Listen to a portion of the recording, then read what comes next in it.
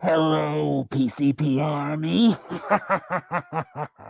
Tonight we're gonna have a Scream, talking about the Scream franchise. But first, I wanna play a game. What's your favorite scary movie? And if you wanna know what happened to Robbie Thrills, It's me! I was the killer all along, and I wouldn't have got away with it too if it wasn't for me. You see, I want to be caught, and I'm going to blame it all on PCP movie night. What's up, everybody? We got Manny in the house as well. What's up, Manny? I didn't know we were doing this. Like, really? I thought we planned better. Isn't there more planning with movie nights? I mean, here I am thinking I got this in the bag, and now I don't even know who I am anymore. Yeah. See, I have real props and shit, man. Are you implying that this isn't real?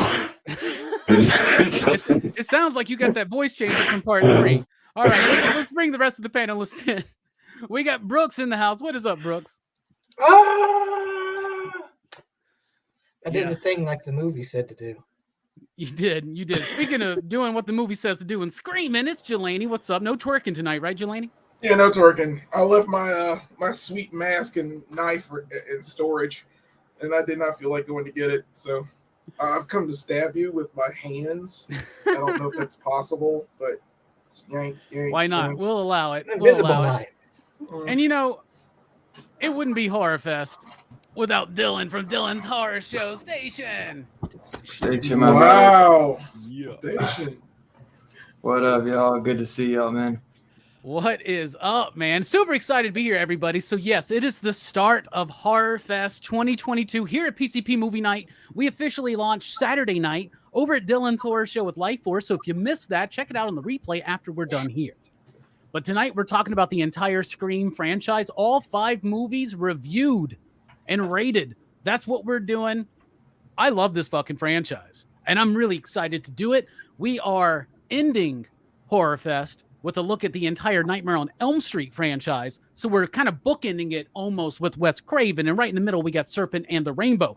And right now the PCP Army Horrorfest 2022 movie poll is going on in the PCP Army, and it is a tight race between Green Room, Sleepaway Camp, and Tusk. Why is everybody fucking voting for Tusk? I don't understand this, man. There's some hate Robbie voting going on. I think people know I don't like that movie. Anyway, we're gonna get into the Scream franchise and spoilers. If you've never seen any of the Screams, we will be spoiling them. And we appreciate everybody here in the chat. We got a lot of people here for the beginning of Horrorfest. We got GT Key Comic. Scarpad is up in the house. He'll be joining us next week for Deep Red. Very excited for that. We got the man, the myth, the legend, Two Gun Pedro. Pew pew. That one, Eric is in the house. Evil Face Bad is in the house. OUG is in the house. Love to see all these faces, to get excited and pumped. What's up, Rogue Collecting, for Horrorfest? Not a bad franchise without much 90s. Jesus. All right. There's not much Bush in the 90s, except for the band Bush, which is the superior Bush, in my opinion. Anyway, let's get into this shit. Scream, the first one, 1996. All right, this is written by Kevin Williamson, directed by Wes Craven. I love this movie. Now, I have been on record at saying that I thought that H2O, outside of my brief experience with Child's Play, Way Too Young, was my first R-rated movie theater experience for a horror film, right? No, it was definitely Scream. You know, like revisiting this, thinking about the time I saw Scream 1, 2. You know, that was before H2O, right? I love this film. I remember coming back from Christmas break, sophomore year of high school. Everybody's talking about this fucking Scream movie. I ain't seen it. So we go to see it because back in those days, movies stayed in the theater a little bit longer. And this movie debuted at Christmas time and stayed in theaters till fucking May. Made over $100 million. Revitalized horror, which had been dying a slow, excruciatingly painful death since the very tail end of the late 80s, except for like maybe a great gem here and there. This movie's incredibly important to me. When I finally went and saw it, it was the most raucous, rambunctious theater experience I had had up to that point in my life and had had up until I saw Blair Witch, where I saw people getting kicked out left and right. People were throwing shit. It was like the beginning of Scream 2 when I saw Blair Witch. It was that insane, okay? But Scream is absolutely amazing. I love this fucking franchise. I love this fucking movie. And we're going to be getting into all of it. So I got some notes from the revisit, and I'm going to share them real quick.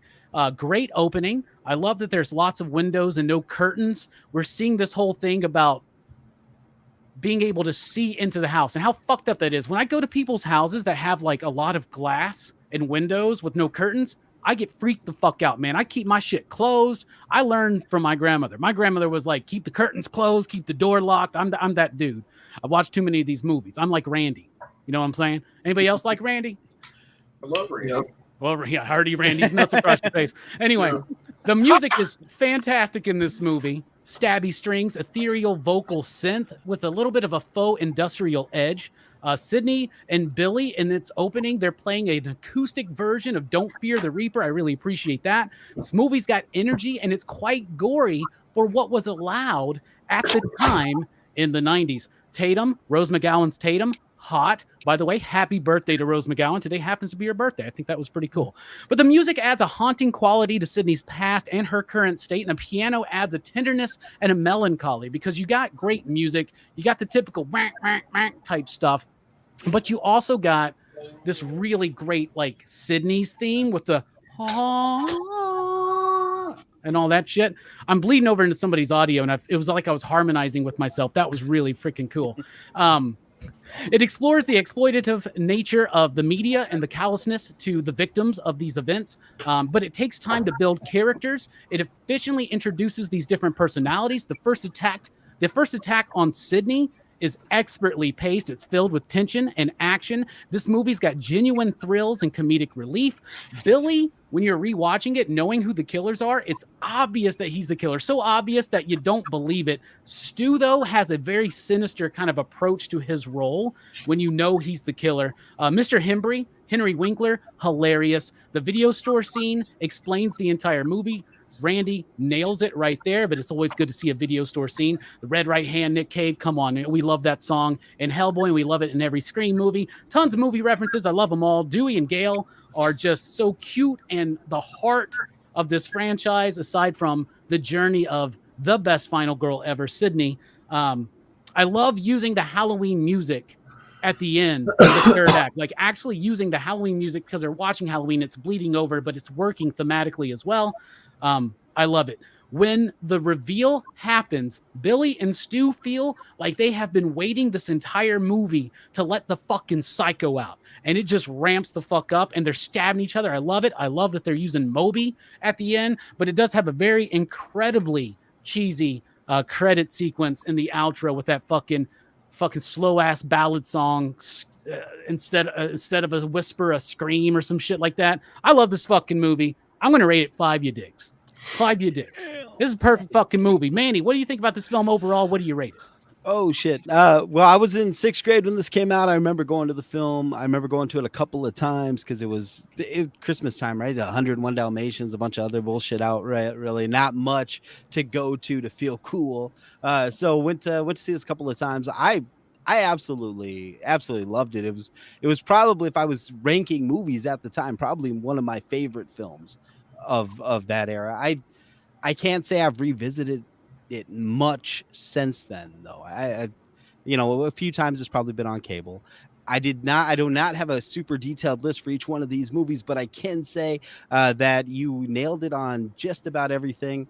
I honestly, though, I didn't think the music was as good. I made it a point to listen to soundtracks this time. There's a lot of those like stabby piano and like builds and stuff like that, but it didn't feel like there was much like music going on. But the Sydney theme with the vocal, right? And then the music with that like down. Yeah.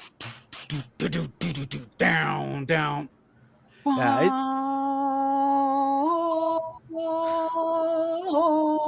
Anyway, I'm sorry. Go ahead. No. I was trying to get you to harmonize. I was like seeing if it was from my mic. But I need those auto tune effects that you got, man. That's what I need. Dude. But no, otherwise, I thought it was solid. I thought it was solid. It set a benchmark for like teen horror films for a long time, right? You start seeing this influence on all kinds of those films from that time, the WB CW era of fucking actors.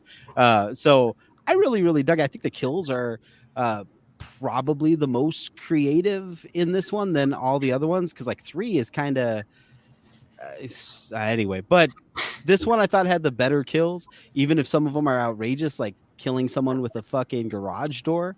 But other than that, I thought it was a solid film, and again, sets a benchmark, and it holds a very nostalgic place in my heart. Yeah. I would give this one, I'm gonna give it a 4.5. 4.5. That's very respectable. This movie did like revitalize things, right? Like horror was kind of dead, especially in the mainstream. This movie came out. You get a lot of imitators coming afterwards. Urban Legend, I Know What You Did Last Summer, Valentine. These movies that are Urban pale Legend compared. was written by Kevin Williamson, that wasn't Well, it? so was I. Well, I don't know if Urban Legend was, but I Know What You Did Last Summer was, right? Oh, but maybe that's the one. I think that was the one, but still, like, those movies aren't Scream. But what I'm saying is, like Halloween before it set something in motion, right? And we are where we are today in horror cinema because of the contribution of Scream. And I love the whole being we're so used to it now, but this was one of the first times we saw a horror movie where people had seen the horror movies that we had seen. And that's such a common trope now, but that was so new and original at that time. It was wild. Speaking of wild, new, and original, Brooks, somehow you managed to be early tonight and wound up ahead in the panel. So I appreciate you being here, Brooks. Brooks has only ever seen the first Scream, so it's going to be first time for everything else. So I'm excited. What did you think about Scream on the revisit, brother? Well, this being the first one, being the only one I'd seen before, like, I don't think I got like I remember liking it a lot as a kid because I wasn't as into slasher movies when I was in high school and stuff, but Scream was kind of it kind of had this humorous, like, wink wink aspect to it. It's kind of like mocking a lot of the traditional like slasher cliches and stuff. So I remember like liking the characters a lot. They like the characters in Scream.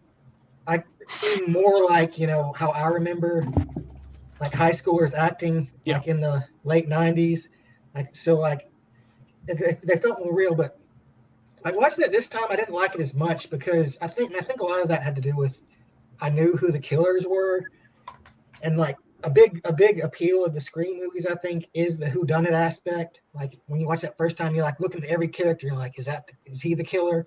There's so many red herrings and shit. But it's still a good movie. It's still fun. Like it's a very like kind of like shining like a mirror on like how, the kind of way is kids, especially like high school kids, are like so callous about death and and morbid shit like that, and how we like just look like, oh yeah, we're kind of dicks about it. Like even the nerd who's basically the good guy in the movie, and the entire group of friends, the only good guy, is like making fun of it, like very inappropriately in front of Nev Campbell, whose mom was just murdered the year before. You know? And like that's kind of like that does that. I remember like a lot of people being like, especially like regarding like movies and stuff, like we kind of did have that sort of desensitized to that kind of thing. But it was really our way of kind of overcoming our fear of it, I guess, in a lot of ways. Yeah, I agree. Mockery, right? I'd probably give the first Scream a 4. It's wow, like because it's really good, but I don't know. There are parts of it that I didn't care for as much. All right, 4. I fair enough. I feel a little bit of loss of respect for you, but it's okay. No, I'm just messing with you, man. That's a fair rating. Jelani, Scream. I know you got some stuff to talk about. What's your thoughts? What's your rating? Yeah, man. I worked at the movie theater when Scream came out. Like, it was like my first probably year there. And when Scream came out, it was an actual phenomenon. Like, people didn't know how to react to this film. It was like, but it was tons of kids. You get tons of kids coming in to watch this film.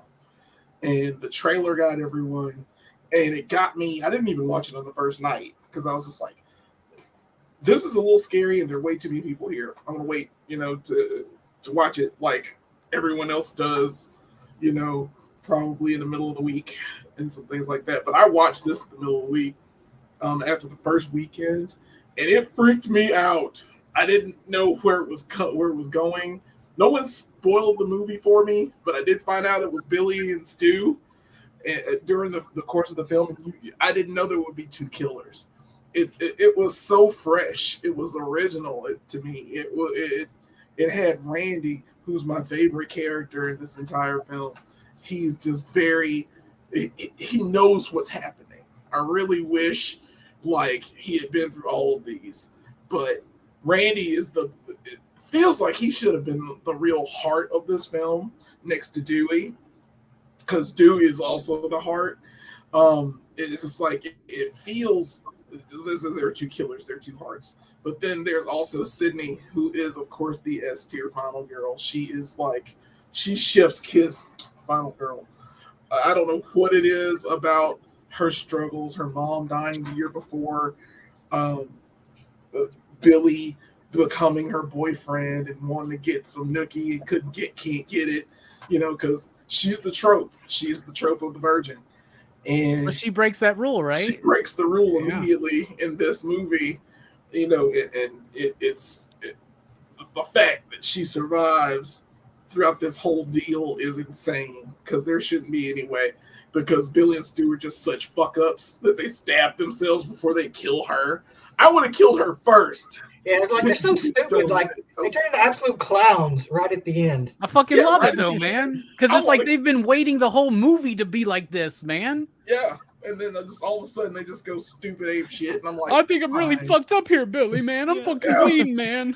Could we not incapacitate ourselves before we have to kill them? Maybe we should kill her before we stab each other. Yeah, my mom's gonna be so mad. I fucking love that line, dude. But, Hit me with the phone, dick.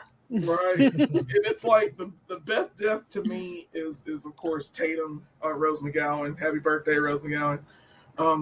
Madam, you can still get it. It is such an epic kill that is also a chef's kiss kill. How she gets stuck in the garage door because boobies, and it's such a terrible death. This is something I would do trying to escape, because I couldn't get to the door. I'd get through trying to get through the doggy door, but I'm way too fat to get through the doggy door. I really hope. Be looking like Winnie the I Pooh. hope you're smarter than that now, Jelani. I don't know, man. I'll just be dead. But I would have died probably the first. I'd be the next kill. But Drew Barrymore's performance is fantastic. It was a shock. People forget that when we saw this shit in the trailers, the main character. We thought she was it. She was the main character, and they killed her off so quickly. And in one of the best scenes, best horror movie scenes of all time. Absolutely, it is a beautiful film. The music is fantastic. I love Red Right Hand. I love Whisper to a Scream. I love that song. That's so WB. It's so bad though, man. I get it though. Just helpless. Yeah, I love that song. It's so cheesy. I had to clean the theater. Now imagine, Robbie. I know. I remember. I know. Clean the theater to Whisper to a Scream. We remember certain songs more so than other people do from the time we were at the theater, man. There's a song in this movie, and I forgot what the name of the movie was, but it had 3 ladies in it, and one of them was it didn't matter. But it was like, you don't own me. It had Goldie Hawn in it. I can't remember. Oh, fucking First Wives Club. First Wives Club. And I had to clean First Wives Club. I can't get that damn song out of my head. That's a good movie. Diane Keaton. That's a good movie. Oh me. I know. But what I'm saying is I clean that theater all the time, and I can't get that song there, just like Whisper to a Scream. So for me, I'm gonna give that movie 5. It's clean. I watched it multiple times. I watched it with multiple friends. It was absolutely just a shocking, beautiful array of just awesome. I don't care. I just love this movie. This is the one that started me loving Scream. I bought the costume. I had the mask, I had the knife. I got all that stuff. All that stuff Robbie has, but it's in storage. Had I known or the wherewithal or hadn't slept, I have the glow in the dark mask too. You know, my favorite thing about this is me being such a Halloween nut. I used to go to drugstores and Spencer's Gifts all the time during that season. You would see this mask. It was done by Funland. There was this one, and there was one that looked more sinister and one that looked really goofy, right? And I remember them. So when I saw this in that fucking movie, I was like, that's that fucking mask from Big B Drugstore. Like, these were all over the fucking place. And the story is they saw the mask. They didn't know the script just says a ghost face, right? And that's where the term comes from. And the first person to mention the name Ghostface is Rose McGowan's character, Tatum. She's like, what are you going to do, Mr. Ghostface? You know, all that shit. But so they took this and they were like, well, we don't own this. So they got K&B to like redo it, right? And they made these like gnarly versions of it, but it just didn't look as good as this because this looks like a ghost in pain, like a sorrowful ghost in pain. And of course, it kind of is reminiscent of the Scream painting, which the original title of the movie was Scary Movie and not Scream, which makes Scary Movie a little bit more of a joke, right? And they used one of the versions of the Goofy mask. Anyway, they decided, fuck it. They found out who owned the mask. They got the rights through them to do it. Then they licensed the mask as a Ghostface mask. So both companies have been very happy, profitable from this. So some good ratings so far. And man, my man Dylan, you know, we always get excited when it's Horrorfest because Dylan gets to join us here on PCP Movie Night. But over at Dylan's Horror Show, it never ends. Horrorfest every single week. Dylan, I know you're a big fan of the Scream franchise. This is one of the revisits you've been looking forward to, my man. Why don't you spill the dish on how you feel about Scream 1, man? Man, it's dude, it's one of my top favorites growing up. It was like Halloween and Michael Myers and Ghostface were my two number ones. I mean, I'm a 90s kid, so it was perfect. I was literally like, I was 2 when this came out, and I'm telling you, man, I probably like when it came out in theaters or in the video store by time I was 3, I was watching it. I promise y'all that, like, straight up, this was the one that like my mom would always tell me the intro with Drew Barrymore like kind of like freaked him out, just as you guys said, everyone went in thinking, oh, she's this top-notch actress, she's gonna be main star, you know, she gets gutted, you know, guts hanging out and shit. And my dad was so tough. I was like, man, this one kind of freaked him out. I was like, I gotta see this. And I mean, I loved it, dude. It's absolutely one of the greatest fucking horror films there is. Just what Wes Craven did. He changed the game with this one, man. And then everybody, you know, when you know it works is when everyone else is trying to copy and do, you know, that similar style. And I tell you, man, Robbie wasn't lying when so many people tried to mock this. I mean, even H2O, the posters got mocked, like not from 96, you know, till 2002. I'd say maybe 2001. You got that same kind of like type of stereotype poster with it was until characters Saw. in front. It was until Saw, basically, when the gear shift changed again. Post 9/11. Yeah, this was a little bit more of an. This was a series. It started this whole like era of like more innocent horror films for teenagers, if that makes sense, right? And then we'll get into the effect of Columbine and how that shifted into like Scream 3 and shit. But Dimension did the Scream movies, did H2O, all that shit. It was Miramax's like horror division is what it was. Continue, Dylan. I'm sorry. Oh no, man, you're good. But dude, I love to hear you guys, you know, kind of rave on Sydney, because I've always thought she was like the main Final Girl. She's the most badass. Like, in the first one, you know, she's finding her footing and shit, but by the end, she's badass. You know what I mean? Just like in Scream 5, how they kind of did that with the new chick. But by 2, she's like, you know, she's probably been training in karate and shit, and she can whoop some ass. And I love it, man, where, you know, she actually prepares herself, where we now have kind of gotten that with Laurie. But, you know, she's more mocked as like a Sarah O'Connor in this new series. You know what I mean? But I've always loved her. Well, there's growth there from movie 1 to 5. There's hell actual yeah. growth in Huge these growth. characters, which I I think wish is there was amazing. more growth. Like her weakest bit of growth is the 5th one, obviously, because she's just kind of like thrown to the side. I mean, you get to see that she has kids. We think maybe she's with the guy from Scream 3, but I love her arc, man. I think Wes Craven has one of the best, just like from Scream 1 to Scream 4. Like, you know what I mean? Like a lot of slasher series, they get drowned out over time, and they just become like, if you like them, you're like, yeah, I like it just because it's fun, you know? Like everybody knows deep down they're not the greatest films, but I think all 4, you know. You're a big fan of Craven, right? I'm a huge fan of Craven. Because I heard you've been craving these nuts all night. Yeah, man. you know it, bro. 2 D's nuts. God dang. But yeah, dude, I think Wes Craven slayed it with this, Two wins. with his quadrilogy on this. Yeah, And, I agree. It's one of the best, man. I mean, you don't get many series where the same director did every one, besides obviously the 5th one because he couldn't. But it just, it didn't happen a lot, And this guy, you gotta respect the legend, bro. He created.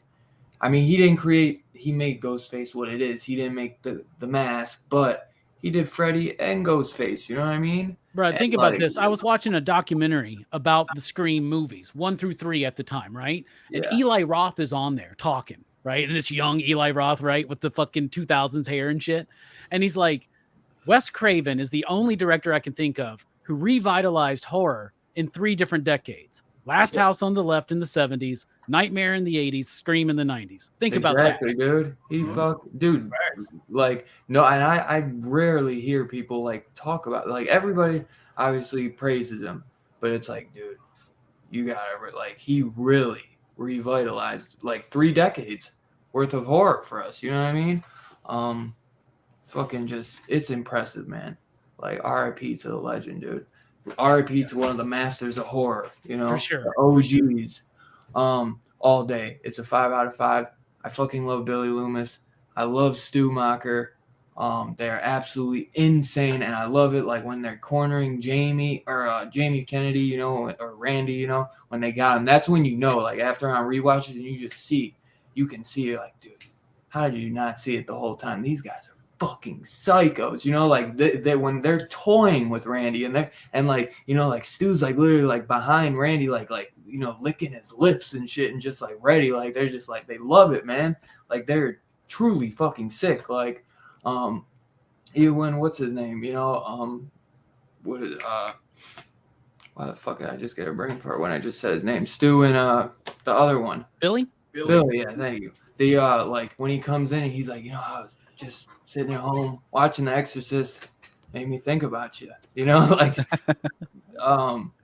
so many movie references, man. Like I love them. man. Like and obvious ones like Carrie and The Exorcist and Friday the 13th. But even like I got so much of a touch when they referenced a town that dreaded sundown that I bought the fucking Blu-ray that week when I rewatched this movie. Yeah, I was like, oh shit, man, that's a good one, man. Yeah, but that's it's one of the things that makes this series so great, that the characters are just, you don't want them to die. That they do great character work, and and I just love it, man. I love Sidney. I love Randy. I wish he stayed longer. I love Dewey, even though, dude, I'd say Dewey in Scream 5. I fucking love him in that. That's like my favorite version of Dewey. Yeah.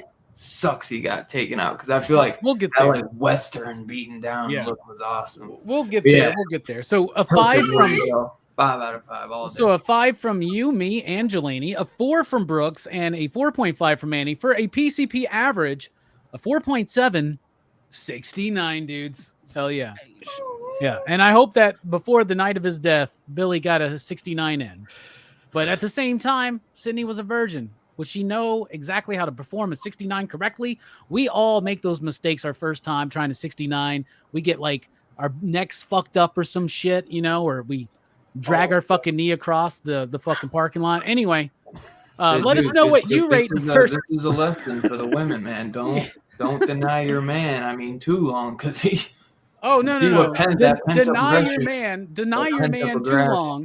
your man too long because that dude was a fucking psycho. She should have saved it for Jerry O'Connell. No, dude, and because she needed the experience. Anyway, we're moving on. This is a weird fucking.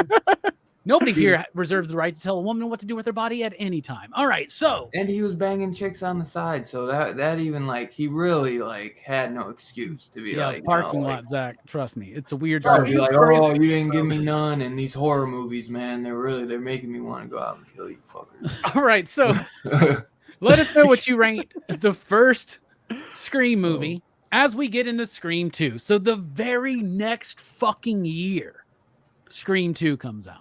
And I was watching right before we got on air. I was just watching random Scream, like little making of little bits in here and there. There's a lot of shit on YouTube. And it just wound up on this Sci-Fi Channel making of Scream 2. And it was 30 minutes and it had the fucking commercials in it. So like there's this one commercial where they're talking about this cordless phone that has caller ID built into it, and it can be yours for only $150 fucking dollars. And I was just like, it took me back. Scream takes me back, but Scream 2 is a time and a fucking place for me. That is my junior year of high school, tail end. We're about to be breaking for Christmas. This movie comes out, and unlike the year before, where everybody comes back from the Christmas break and they're talking about Scream, and I hadn't seen it yet, I wanted to be on the ground floor with Scream 2. I went and saw this fucking theaters. At the time, I thought this was better than the first one.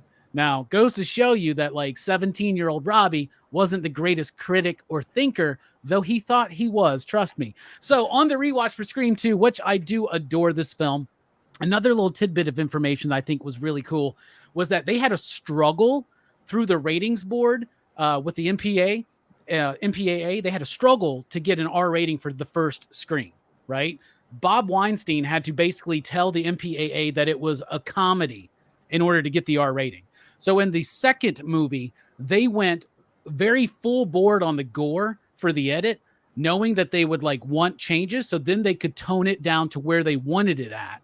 But they sent it in and got approved for an R rating immediately because they thought the opening scene was such a responsible statement about the place of violence in movies and society. And so like that was not their intent. However, my notes for Scream 2. It opens responding to the criticism of the first movie of being too white. There were no black people in the first Scream movie. In this one, they start correcting that, and that's pretty cool. And I like the commentary from the Black American perspective on horror films in the beginning that we get from Jada Pinkett, and at the time Jada Pinkett, and I will keep my name out of my mouth. I'm sorry. Will Smith just shows up out of nowhere. And Omar, where's that meme? We need a GIF right now. We need a Manny. We need an image of Will Smith coming up and slapping me. Anyway, he should come up as Ghostface, and then the mask comes off. No shit, he Will pulls the mask Smith. off. He should be the fucking killer in the next one. All right. So I got solid opening, but Jada oversells the dying part of it. And she really does. She's like, it's really bad. Shut up. I love the meta bit with Stab. This is the first time where now being in a movie that references the fact that they have seen horror movies. What about Scream? We got to put Scream in the canon. So they create Stab to do that. And I thought that was so fucking hilarious, man. And they do the Tori Spelling bit and they do the fucking Heather Graham bit. And the Tori Spelling thing was set up in the first fucking movie. So I loved it. Music doesn't have quite the same impact, but at least it does contain that theme. I'm kind of referencing other movies. The theme, though, does have a little bit more 90s techno, and it's kind of misplaced at times. Sarah Michelle Gellar's in this fucking movie, and this is season 2 Buffy, and this is my favorite Buffy. Like, I fucking love it. The film class scene sounds a lot like PCP Movie Night, doesn't it? Yeah. And I hope I'm the Timothy Olyphant character. That was what I was going for in my opening here for the show. The theme of life imitating art, or art imitating life, or the influence of art, particularly in regards to violence, that's going on. It's going to foreshadow some problems they have with Scream 3. Gail's hair is so hot in this movie to me. So is Sydney's. I love that. Gale. I love that late 90s, like super short, but not super short, but like I love that fucking look on women back in the fucking late 90s, man. Scream 3 is a different story with Gale. Oh, it is. We'll get there. Yeah. The piano bits in the score are not as nuanced as they were in the first one. They're a bit forced and cheesy. Same composer, Marco, whatever. His first movie was Scream, but they play Dave Matthews Band at that sorority party. That fucking cracks me up. And they're playing Everclear. The Scream 2 soundtrack is dope as shit. And John couldn't be here because he's feeling under the weather. However, I just want for him to mention that Sugar Ray does a song called Rivers that sounds like Sugar Ray doing a Weezer song. So that's a really cool soundtrack. Sarah Michelle Gellar's death is super nice. And the music starts evening out in that scene. The characters are fine, but the connections between them do feel a little bit off. They don't feel quite as connected, but future Scream movies are going to do a worse job of that. I do feel like this one's probably a bit rushed. Chemistry feels just a bit off at times, but not too much. The whole Cassandra bit, when they're doing that performance, right? Danny Elfman composed all that, like the music and all the lyrics and shit. Danny Elfman did that, so it's pretty cool. The scene with Tori Spelling and Luke Wilson, holy shit, that's so fucking funny. When Luke Wilson's playing Billy and he's like, stupid. Like, oh my God, I fucking love it. Once again, Randy understands and knows everything. I still hate that they fucking killed Randy, but I love that they played the Cottonmouth Kings during that scene when they kill Randy. The scene at the film school with Gail and Dewey is great. I love that. It's very tense, where the window between them and the soundproof room and all that shit. My favorite kill is the detective getting impaled in the face by the fucking pole or whatever. Bro. The tension in that car scene where they're trying to get out of it is fucking insane. I love it. I still love Mickey.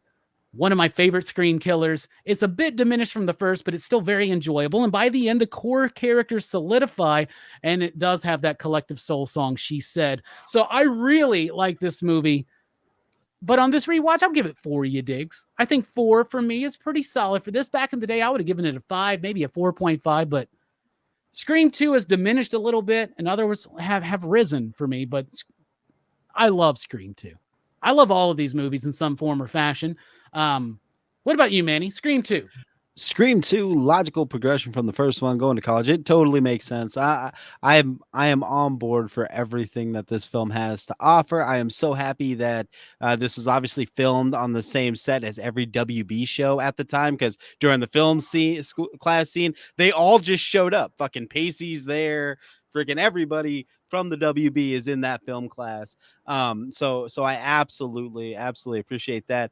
And, you know, all in all, Mickey is the one that I did not guess, which is kind of shitty because, like, Randy straight up says Mickey, the freaky Tarantino film student, but he's the one that I did not get right away. Like, of all the Scream killers, him and Stu Macher are the two that I did not get right away. I guess Mrs. Loomis doesn't either, but that's because that's a bullshit one. That's fucking tacked on. Anyway. I love that one, man. That throws me right back to the original Friday the 13th, man. Yeah, it's like a reverse Friday the 13th. But instead of the first episode or first movie having Mother as the killer, it's the second one. Yeah, and the fact that that's the bit that Ghostface gets Drew Barrymore's character, I think Casey, on in the first movie is who was the killer in the first Friday 13th, and she's like Jason. He's like, no, it was Mrs. Voorhees. See, so this is Mrs. Loomis. Yeah.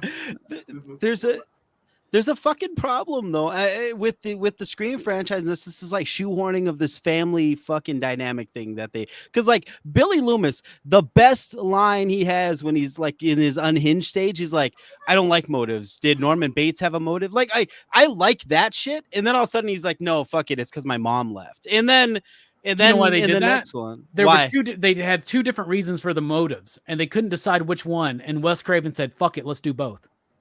All right, well then, fuck it. I will not argue with the legend, but I didn't dig that. And then with Mrs. Loomis, I'm sorry, but you say it's shoehorned into family stuff. All of Wes Craven's movies are about family. Last House on the Left, Hills Have Eyes, Nightmare on Elm Street, People Under the Stairs, Scream. Come on. Very I'm true. sorry, Manny. I love it. I love this fucking franchise, man. What are you saying? So, but that's Vin Diesel's going to be in the next one. Man. he fucking better. He better. Yeah, because then I'm not to jump into 3, but fucking Roman. I mean, it's all it feels forced to me. And that's why I didn't dig on Mrs. Loomis. I love that Mickey turns into fucking Beavis and Butthead too. Like when he's like, college is expensive. It's like, what the fuck? I love that. I love that. I love that when all of the killers reveal themselves, they're fucking crazy. Absolutely. They've been killing all this whole time. Crazy now. Yeah, they've been killing good and clumsily. These are some clumsy killers, by the way. They be falling. They be doing a whole bunch of just. They grow these thin fucking mustaches. They start twirling. but yet they're ninjas too because they just fucking vanish. There's no way Ghostface gets out of that car after that crash without anybody seeing. Not how Not only clumsy, get out. not how clumsy every fucking Ghostface is, dude. You've never seen all Michael clumsy. Myers or Jason trip over fucking couches and shit on a regular basis. Man. No, and I think it has to do with the mask. The mask is hard to see in. You know, I'm gonna give them that excuse. Also, it's really tough in these movies when you go from being, in some cases, a petite teenage girl to like a fucking 6 foot tall man throwing shit around at you. That's tough. I've never changed my form that much in one scene. So I have to give credit to that. That's got to be clumsy. But other than that, I really like it. I wish they didn't kill off Randy. That's bullshit. I like Randy so much more than Dewey. Dewey is so fucking goofy in every one of these movies. 5 is the only one where he gets to be semi badass. And then he gets Randied. You know what I mean? So I didn't like Dewey at first, like through 1, 2, or 3, but I really started liking him like at 4, and then like on the revisits, I love that character so much, man. I don't know. Dude, I love his theme. I love that like that like it almost sounds like the fucking theme from like Broken Arrow or something. Like, It is because they were trying to figure out his theme, and it was in part 2 where it first shows up. So it's appropriate that we're talking about it. But this blew my fucking mind. Wes Craven said the first time and only time in any of my movies I licensed a piece of music from another film because they used the Broken Arrow theme for like their cut that they do, you know, like just for the fly of it, like their work cut or work print or whatever. And they were like, fucking nothing else works. So it's kind of like The Mask. They were like, fuck it, get the rights, just buy it. Dude, I love that. I fucking love that theme. That is dope. His death. So it is the one impactful. from Broken. It's exactly the one from. I love that you picked that out, man. Dude, I've watched Broken Arrow way more than I probably should ever admit, but I absolutely love that film. But yeah, this was really good. I'm getting a little bit older at this point. I'm in now 7th grade, so maybe I'm getting a bit more mature. I think other like slasher films in this vein had already started kind of popping up, so it just kind of became this like until like The Grudge or they all of a sudden everything changed to Japanese horror out of fucking nowhere. But like up until that point, it was all these slasher flicks, and it was kind of my realm. It was my horror, you know, because I had grown up on like the Chuckies and the Friday the 13th, and now I had these slashers, and then we got into The Grudge and Japanese shit, which scared me, and I stayed away for a little while. But this is peak Manuel horror stuff. I love this film. Oh, so rating. Rate it? Yeah. Fuck 4. Let's go 4 or 5. Why not? 4 or 5. All right, same as the first one for you. All right. Well, this one there are degrees in a 4.5, right? So like this one 2 and 4. I fucking they're breaths away from each other in my opinion. Like I'm a fan of all of those 3 pretty singularly. Hell yeah. All right, Brooks, I'm really excited, man. First time watching Scream 2. What'd you think, brother? Well, I enjoyed this one quite a bit more than the first one, but mainly because, you know, I still have that whodunit. You know, I got to look at all the characters and be like, oh, you know, trying to guess who the killer was going to be. And I got it half right. Like, I picked out Mrs. Loomis. Really? Of course, I didn't know she was Mrs. Loomis. You know, she was just like that lady that was kept her, following Gail around. See, I have gotten half of the killers in all of them but the third one, which I did guess. So, like, in the first one, I guessed Billy. Like, I thought that they were, I thought it was Billy from the start, and I never let that up. And I remember thinking it was Mickey in the second one, but the Mrs. Loomis thing blew me away. In 3, I figured it was Roman, and I was very disappointed there wasn't another one. I have a fan theory. We'll get to that later. In 4, I pegged Macaulay Culkin's brother, but not the girl. And in 5, I pegged the boyfriend, but not Amber. Anyway, I'm sorry. I don't know. I just wanted to state, everybody feels smart when they're like, I figured out at least one of them. But in every movie, Scream movie, at one point, you're like, I think it's them. It's like, I always get it half right. Yeah. And that's why I love the beauty of the 2 killers. And that's, yeah. So anyway, continue. I'm sorry. Like, you got to find out, like what would be the 2 most likely characters to have teamed up to do this thing. But yeah, like, I think, like, Gail is, like, the hottest she's ever been in any Scream movie in this one. Like, Or any episode of Friends either. I think. I don't know, man. I don't well, know. it's kind of unfair in Friends because she's flanked by Jennifer Aniston and Phoebe, Phoebe. Lisa Kudrow. Yeah, Lisa Kudrow. I was always a Monica fan over the rest of them, to be honest with you. But let's be honest, Joey was the hottest. Come on. How you doing? How you doing? But yeah, this movie, like Scream 2, was a lot of fun. Like I liked how it did the same thing as the first one, kind of poking fun at the sequel tropes. And like I liked the scene in the beginning where it showed like the film class, like it showed college kids. It's like actually felt like an actual like group of college kids, how they would act. Yeah. They're kind of cutting up with the professor a little bit, but at the same time, they're seriously discussing the movies. That whole goddamn time, though, you're like, why does nobody say Godfather 2 till the fucking end of the scene? Come on. Yeah. Well, it's the way it's like they're just college kids, I know. They're not quite there yet, are they? Yeah. They don't have that refined cinematic palette yet. But yeah, I'd give Scream 2. I'd probably give it a 4.5, which, I mean, a lot of that, I wouldn't say it's necessarily better than the first one. I think they're pretty even in a lot of ways, but I think like, the hotness of Courtney Cox and the fact that, the fun of the whodunit kind of put a little above the first one for me. Yeah. All right. Brooks got a thing for Courtney in the second movie, man. She with them red streaks she never in her recaptures hair. it though. None of the futures. She gets close, but she never recaptures the Scream 2 hotness. Oh no, especially not once she Scream 3 was probably the worst. In part 4 but in part 4 she's had some work done. Anyway, speaking of work done, Jelani, Scream 2, brother. I'm very excited. This was my junior year, so you're already graduated. Yeah, at this point. This is my senior year. What's going on with you? This was my date movie night. So like, I went out with a girl for a short period of time, and we had a great time. But I wanted to take her to see Scream 2 because I absolutely love Scream, and I was like, "You got to see this. You got it. We got to watch this together. We got to watch this opening night." I watched it opening. Did she try to make you see some Sandra Bullock shit? Yeah. Well, close enough. Maybe if she's naked. Yeah. I was like, yeah. And then I'm like, no, Omar, no. Yeah. So going to see the movie and seeing Omar Epps and Jada, like, in this movie was a little too on the nose for us.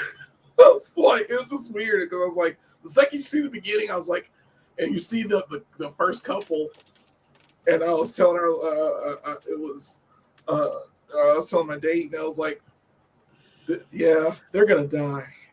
They're gonna die horribly. She's like, no, they're not. They're black people. They're gonna survive the movie. And I was like, no, we usually die first. And boy, was I right. And I was like, wow.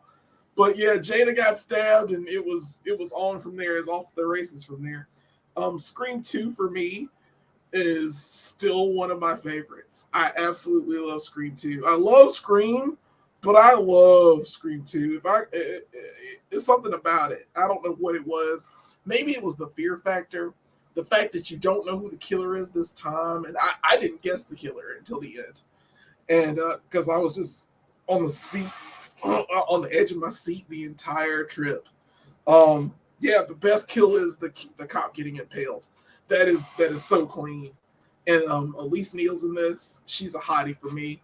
Her like that whole like crawling over the body while you're trapped in the car. That's the most intense scene for me. It just I would have unmasked them. Like if you're playing unconscious, I'm still gonna like just pull off that mask and be like, screw it. Yeah. I need to know who this is. My favorite characters. One of my favorite characters in this movie is Miss Loomis. I'm sorry, I don't know what That's Roseanne's sister, man. That's Roseanne's sister. Yeah, she's just She seemed like I didn't guess her. I just thought she was just a goofy lady, and then until you find out that that's Billy Loomis's mom, and like. And the premise of the first three movies, which I should have said at the beginning of this, is if if Sydney's mom wasn't such a hooker, none of this would have happened. But then 3 explains it. 3 explains it the best, and it makes me throw that theory out of the window, kind of. But true, if she wasn't a hooker or she wasn't sleeping around, none of these Scream movies would have started.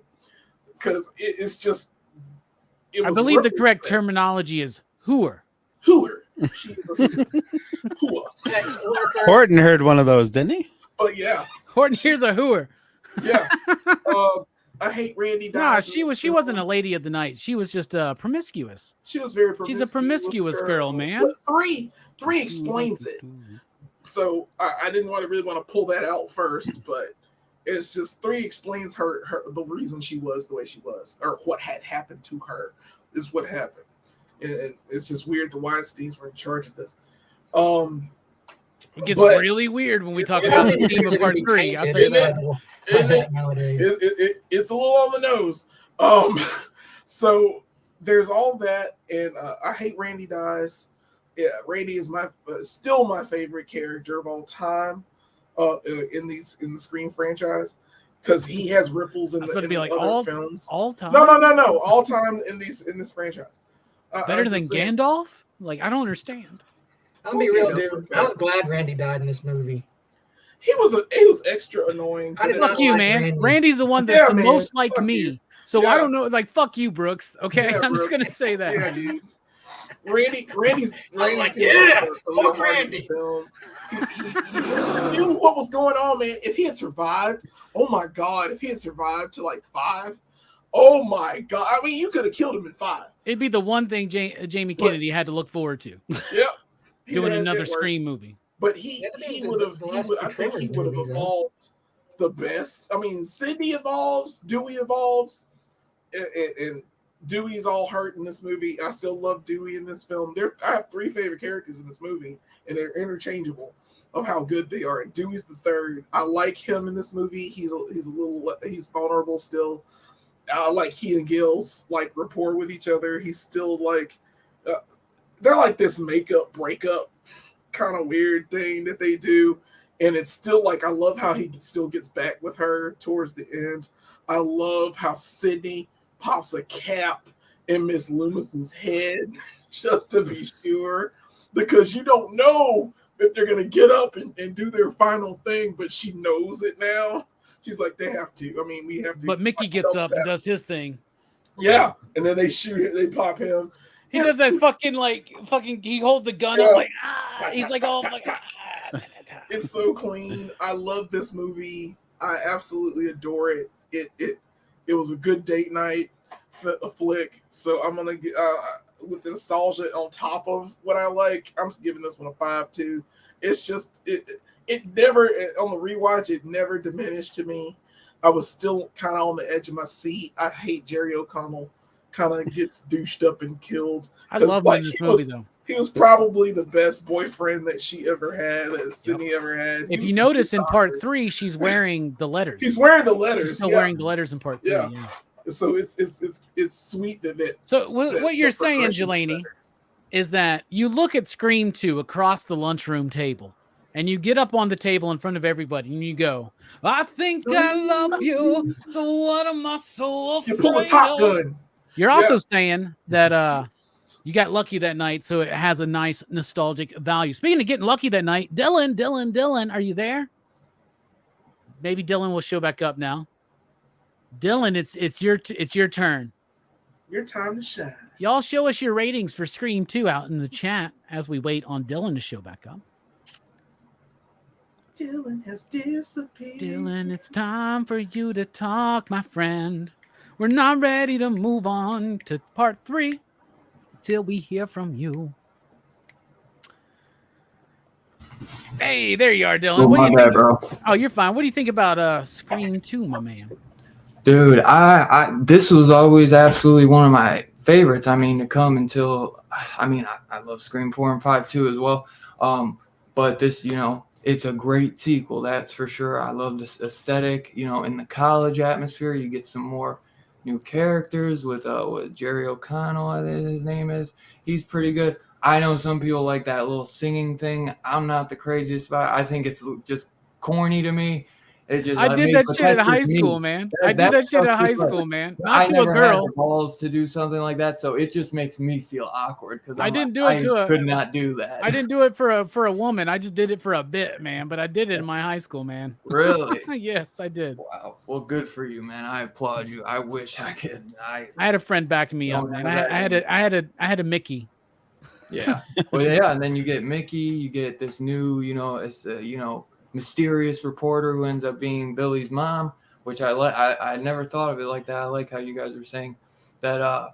They kind of do the Friday the 13th, but in Scream 2, where the mom comes back and is the killer, which it's a great motive for it, no doubt. Mickey's motive is a little more dumb, and more just kind of like that stupid. You just like, because I'm a crazy horror fan or whatever, Yeah, but this is She 2 found it on the years. internet. This is 2 years before Columbine, so this whole blaming it. That on might be something that movies? totally kind of Yeah, just on the blew movies. past me as a kid. You know what I mean? And still to this day. Well, you were 2 or whatever the fuck you said. So Well, this one for Scream 2, I'd have been a little bit older. I would have been 3. What year did? Yeah. What year? 90s. One year 97. after. Oh, it came out 1 year. Okay, so yeah. By the time I would have saw it, I was probably like 4. You know what I mean? Because like most of the time, it took a while for. You didn't understand the nuances of it in part, and when you were 4. I get it, No, Dylan. not at all. Yeah, but I love that we get obviously Jamie Kennedy back. That is one of the biggest hates of this film is that they kill off Randy way too soon. I really wish like he should have been a part of like what I'm saying, like it should have been known like the faces. Sydney, Dewey, Gail, and Randy. I get it's got to be the trio or whatever, but dude, no one said there's nothing wrong with a quad 4. You know what I'm saying, or however it is. I think they wanted to up the stakes and get rid of one of the survivors from 1.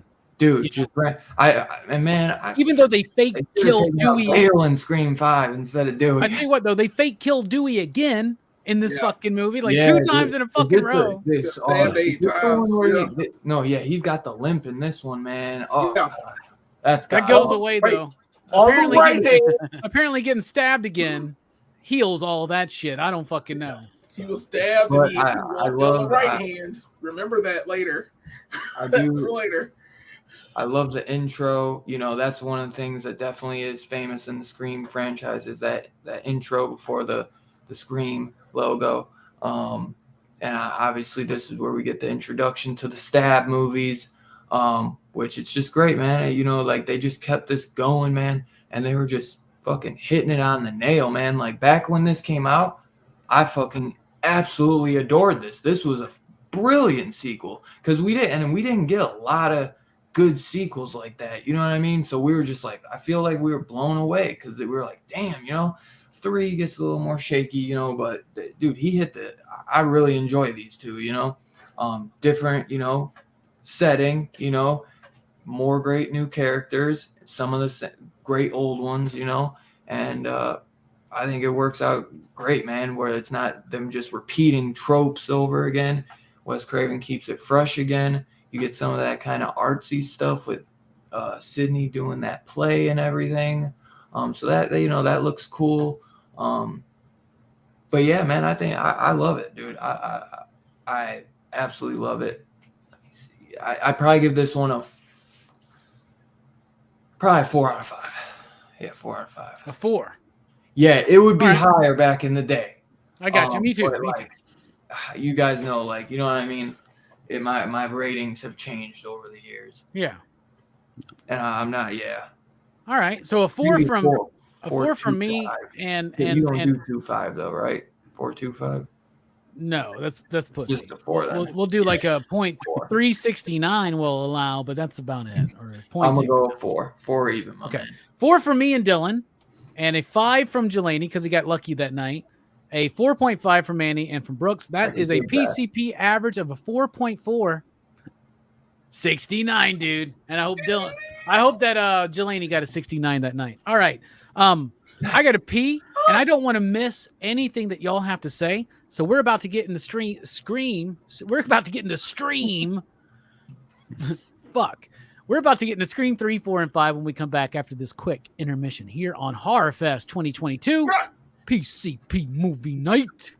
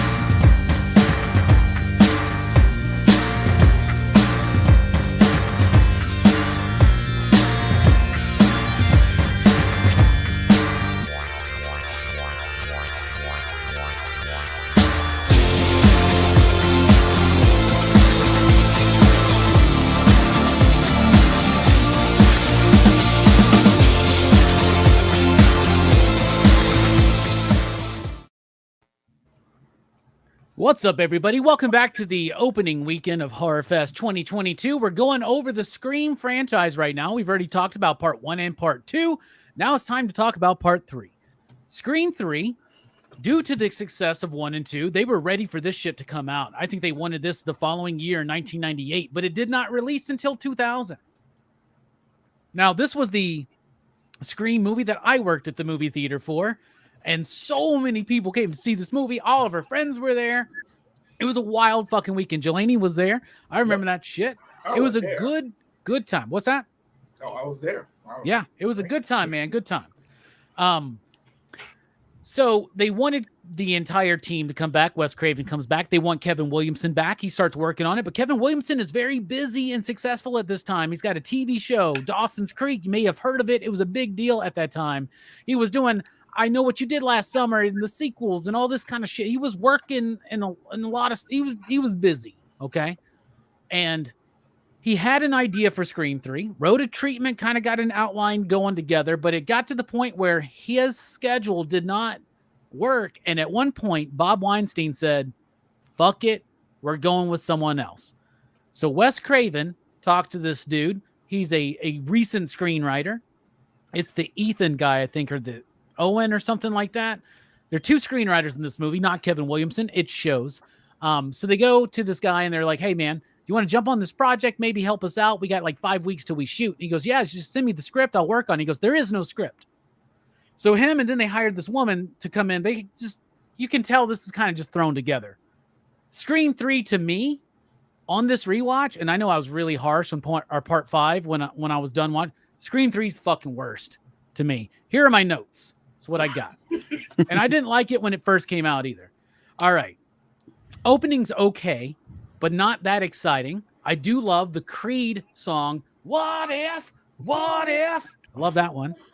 Hate that they kill Cotton so quick. You want to talk about Jamie Kennedy? Missed opportunities killing him too soon? What about Cotton? Liev Schreiber could still be in the Scream franchise. Think about that. Though I do love the 100% Cotton shit. That's really fucking funny. Voice changer, where it can literally change your voice into anybody else's. That's kind of fucking stupid. Okay. This guy like a fucking secret agent? Yeah, this is some goddamn Ethan shit from fucking Mission Impossible. Yeah. I love where Sydney is in this movie. I love her job. She's helping women in crisis, but she's still isolated, though. She's living alone, and she's got that 1999 iMac, y'all. I hope y'all noticed that. Great use of Sydney's theme. The music really kind of works out for me here. The start of some great cameos. We get Roger Corman as in a cameo in this movie. Gail coming up on the set looking like Ronald McDonald. She is a clown in this fucking movie. When she first shows up, she's wearing this yellow and fucking red. She's got them fucking bangs. Terrible look for Gail. I love Parker Posey, though, as the anti-Gail. And I love the whole Dewey Gale thing, but it is starting to kind of run in circles over these movies. Then we get a Jay and Silent Bob cameo, which makes me think, is this Scream set in the Buick universe? That maybe? So can we get Jay maybe in the next Scream movie then? I don't know. Where else? I forgot where. Okay. Jenny McCarthy is in this movie. Her death is a good setup, but too quick of a payoff. It's because they had to tone down the violence in this movie because of the post-Columbine reaction to violence in media. So they really did have to tone this down, and you can fucking tell. You finally get an abbreviated version of the theme a little bit into the movie. The house explosion's kind of cool and maybe inventive, but we want to see some real Ghostface action. There's a good moment when Sydney shows up into town, or at the movie set, or in Hollywood, where the fuck they are. That's a good bit there. I love the Randy scene, right? It's nice to have Randy back in some form or fashion, and that's when it starts feeling like a fucking Scream movie again, right? Then we get the Carrie Fisher cameo where she's not Carrie Fisher, but someone who looks like Carrie Fisher. That I think that's pretty fucking funny. Lance Hendrickson's okay, but underused in this movie. The Hollywood Maureen thing is interesting, but to me, not fully engaging. Though I do like the criticism of Hollywood and studio system and its exploitation of women, even though it is very funny that Harvey Weinstein is a producer on this film. Not funny, just ironic, I guess. It's ironic. Mm-hmm. And when people, I was watching Jeremy Johns talk about these movies. He's like, when all that shit was coming out and everybody was like, oh my God. We're like, no, it was so obviously known that Harvey Weinstein even produced a movie called Scream 3 in which they actually that's the point of the fucking movie. Telling anyway. Telling on yourselves. Yeah. Telling on yourself. They don't thread the new characters very well with the original characters. Like the new characters that are on the movie set and shit, they feel so separate from the main legacy characters, if you will. So there's that. Except for Parker Posey, who is integrated very well, and Patrick Dempsey. Patrick Dempsey as the detective. And I have a theory. He's the second killer in Scream 3. Yep. He was never caught. He was never caught. Roman thought he killed fucking dude. He didn't, right? And so dude's still alive. Scream 6. Listen, pay attention, be relevant, because you ain't got Sydney in Scream 6, so you already got one major mistake going on. But I like Patrick Dempsey in this movie. Roman is one of my least favorite fucking killers. I hate the whole lost fucking brother bit. It is so goddamn stupid, and it even makes Unsolved Mysteries' most ridiculous fucking stories seem like the most probable everyday bullshit. Okay? The movie's paced fine, I guess, but it does lack a nuance, and it lacks an atmosphere that we had in those first two. Though I do love the ending for Sid in this movie. This is my least favorite Scream movie, but I still enjoy this entire franchise. I'm going to give it 3 you digs. What about you, Manny? What are you thinking? You out there, what do you think about Scream 3? I liked Scream 3 more on the rewatch, but I still fucking think this is the worst Scream film. I liked it more because one of the things in 5 that I could not wrap my head around was the fucking hallucinations. And I was like, oh, Sydney okay, there's precedent in the film now. Like, it made more sense now watching this. But other than that, this is the worst of the bunch for everything that you said. The non-integration of the new characters.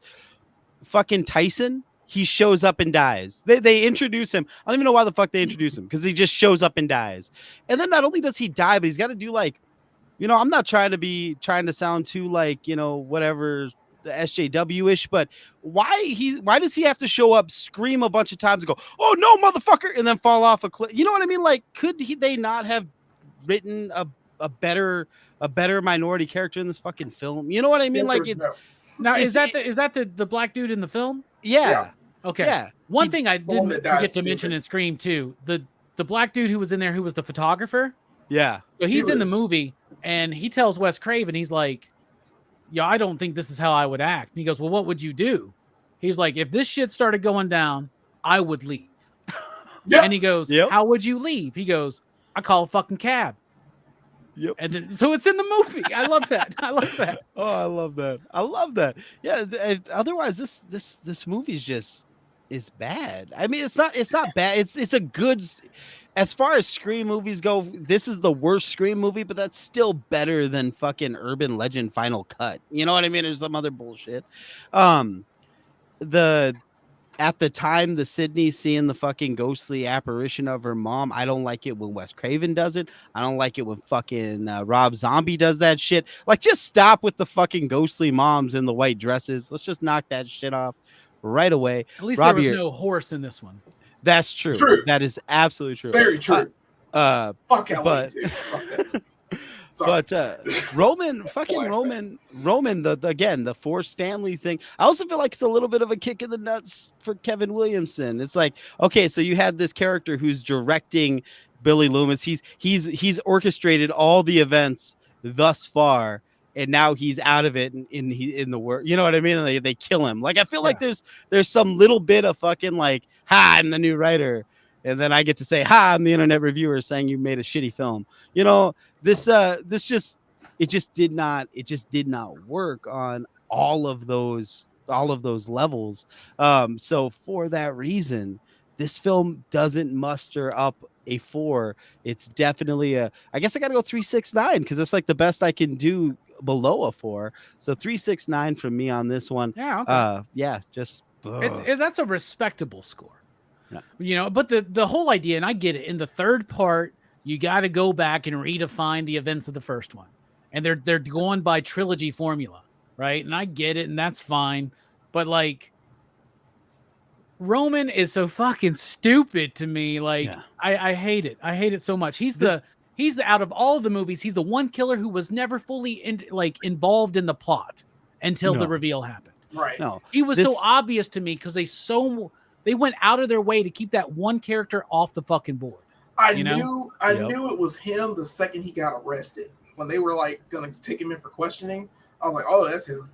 because they did the same And thing. it just Billy. does that whole thing too, where it's like, well, there were 3 Yeah. killers in the first Scream. You didn't realize that. You didn't know that. But Yeah. not that he was involved in the events of Scream, but he was the He was killer, the orchestrator. the He was orchestrator of everything. It was the puppet me, master. Barry. Yeah. Here. I'm the one that went back in the timeline and killed your mother.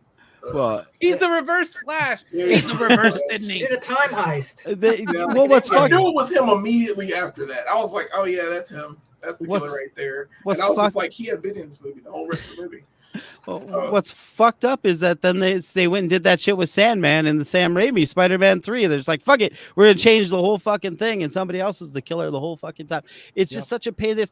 When me and Tiff were watching this, I was like, this is like the fucking Bride of Chucky of this franchise. This is like when it got fucking goofy. And I love Bride of Chucky. I'm not trying to. Bride of Chucky's the trying best to get fucking lit Chucky up. movie. You better watch I'm just this goddamn- saying. You were trying I fucking mean, lightly, bro. I'm just saying this is when the franchise took a turn from being a slasher flick to being so self-referential and so fucking comedic. That's what I mean by the comparison. Bride of Chucky is a great film. I was on that You are episode of Dylan's fucking Horror treading- Show. you And are- I remember you're- saying You're this was coming one of my straight favorite. into opening weekend He of did. horror. He Fest. busted me up on a lot of stuff. Yep. So you know There's I a lot love of Bride of haters Chucky. on that stream, man. But what I'm saying is it just was fucking. This is when it stopped being a slasher film and turned into just self-referential parody. Yeah. And yeah. All right, man. I'm kind of pissed off right now, so we're just gonna go to Brooks. Brooks, why don't you tell me what you thought about Scream 3, man? Especially your first time watching. I'm very curious. Scream 3 is all right. I mean, it's definitely a step down. It's a little goofier. Like, I do like the beginning where, it's like the 2 girls, and it's like, the different That's part the 4, movie brother. within the movie. That's and then part you get 4. to. Oh, that's 4. Oh, I thought it Yeah, was this 3's the one that starts with Cotton getting killed, and Cotton and his one. Oh yeah, girlfriend. I remember now. Yeah. I have to remember. Brooks to like, say I've all watched that 5 of stuff. these fucking movies in the last 3 days. Okay. Like, well, one thing I have to give the Scream franchise, it's a pretty consistent one. Like it never gets too bad, I don't think, and because I think this is the low point definitely, but I still give this one a 3. I think it's an all right movie. It's fun, like I love the cameos are funny, but it's definitely it's less put together, I guess, than the other movies. Yeah, you can tell that it's delayed and rushed, and they went without Kevin Williamson, and then got people just kind of slap this shit together, is what it feels like. And it doesn't feel like, it feels like they did Scream 2 within a year of the release of Scream 1, and they did, even though I feel like that felt like a bit rushed, it was way better than this. And Kevin Williamson with Wes Craven is the true magic of Scream. I have learned repeatedly on all of my rewatches. So very interesting to hear your take there. So what did you give it again? 3. 3. Right along with Praise. me. Yeah. And then Manny gives it 3.69, but he's got some other controversial opinions. Jelani, what do you think about Scream 3? I know you're itching for this. We worked at the theater. This was a big deal, bro. I remember watching this in House fucking 9. It was 9. Yeah, that was a good one. Not the movie. I'm just saying the theater. I was disappointed with this one, but not the first time I saw it. I thought it was okay the first time I saw it.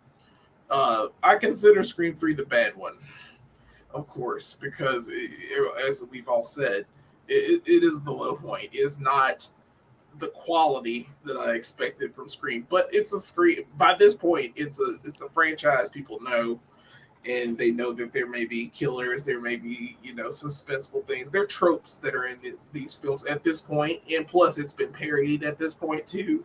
So it's just it's the first super meta, where they're putting the movie.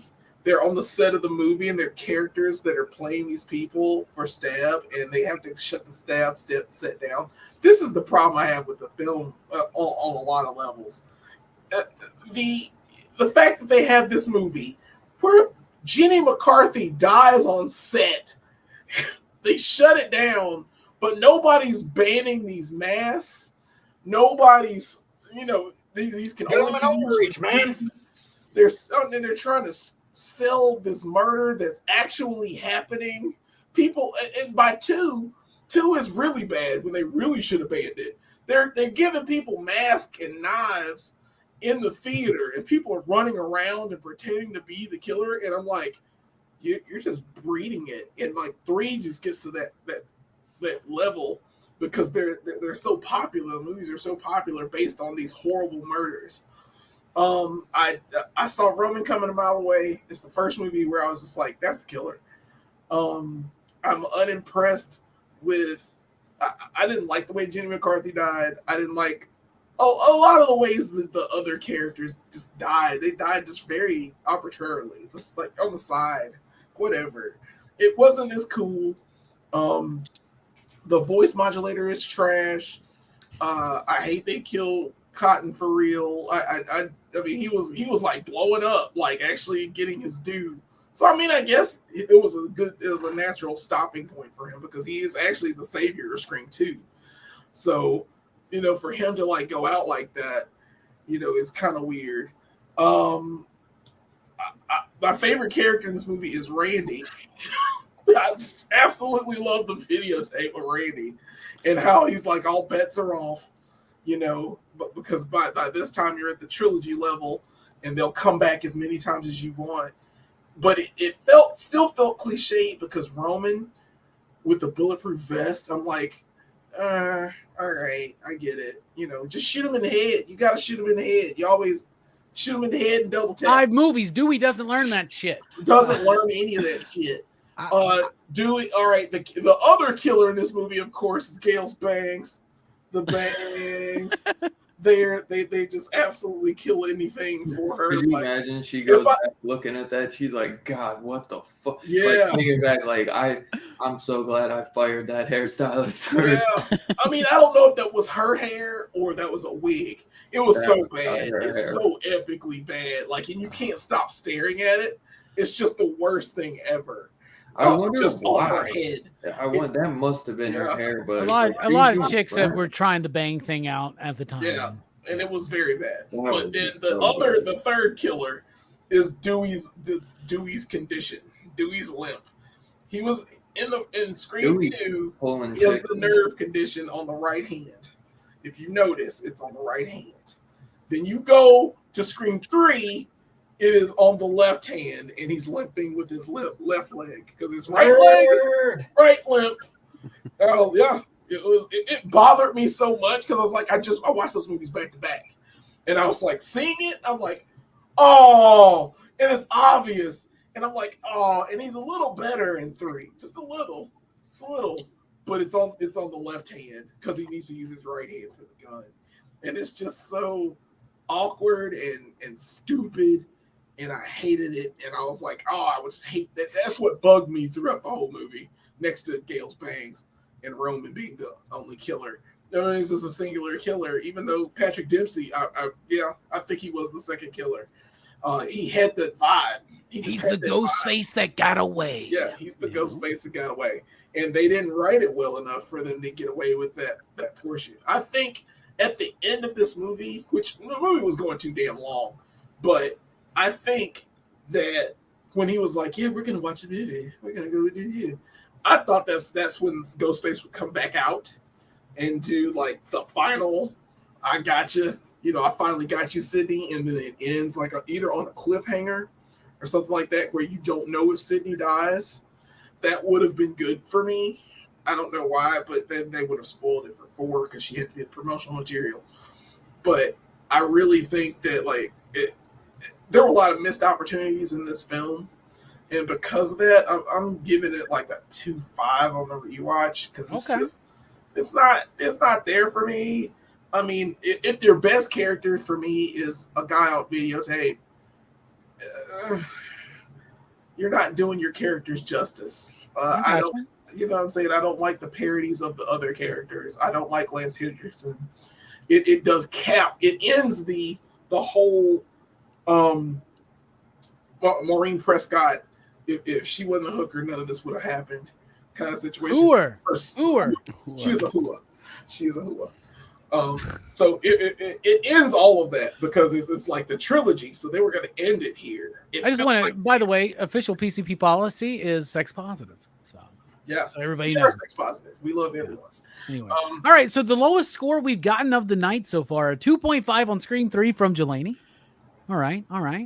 That's Dylan, you usually like the mediocre sequels of these franchises, so I'm curious to know what you think about Scream 3. Yeah, I mean, I can well recognize that it is the weakest of the 5. I still do enjoy it, and it is one that some weird reason I have watched a good amount of times. It's weird, like one of the freaking first movies I watched with my girl that I'm with now, Scream 3. I'm like, that's a odd one for you to put on, but okay. I'll dig it. That would have been a deal breaker for me. I'd been like, the door's there. Not me, man. That was like rare, bro. I was like, hey, like I was like, hold on, like it is Scream, it's Scream, it is 3, So I was like, you giving this a shot? I was like, so, yeah, man. I obviously the shit with the brother, I don't care for, and them, making it like he's the mastermind of it all, and he's the one who got Billy and them into it. That shit is so dumb. Yeah. But I mean, I like the set designs in the movie. You get some good characters still. You get some of that stuff where it's on like the actual movie set. So it's like a movie being filmed on a movie set, or a fake movie set. So that stuff is cool. You get, like I said, maybe that new cop who might be Sydney's husband now in Scream 5. From the way that she said it, I think it is. Because I think she does say his name. She just says his first name though. Because what's his name? David or something. But yeah, man, I do enjoy this one. Obviously though, it's not my favorite, but I still think it's not bad enough to where it's like, even though I love, like Halloween 6, there's some people who fucking despise like Halloween 5, the mask, like at least we got the same mask in every Scream movie, we're not talking about the show, but it's like some things like people are like, how can they not just get the Michael Myers mask right? I mean, you think they got this right, but at least they got this one right. It's good continuity.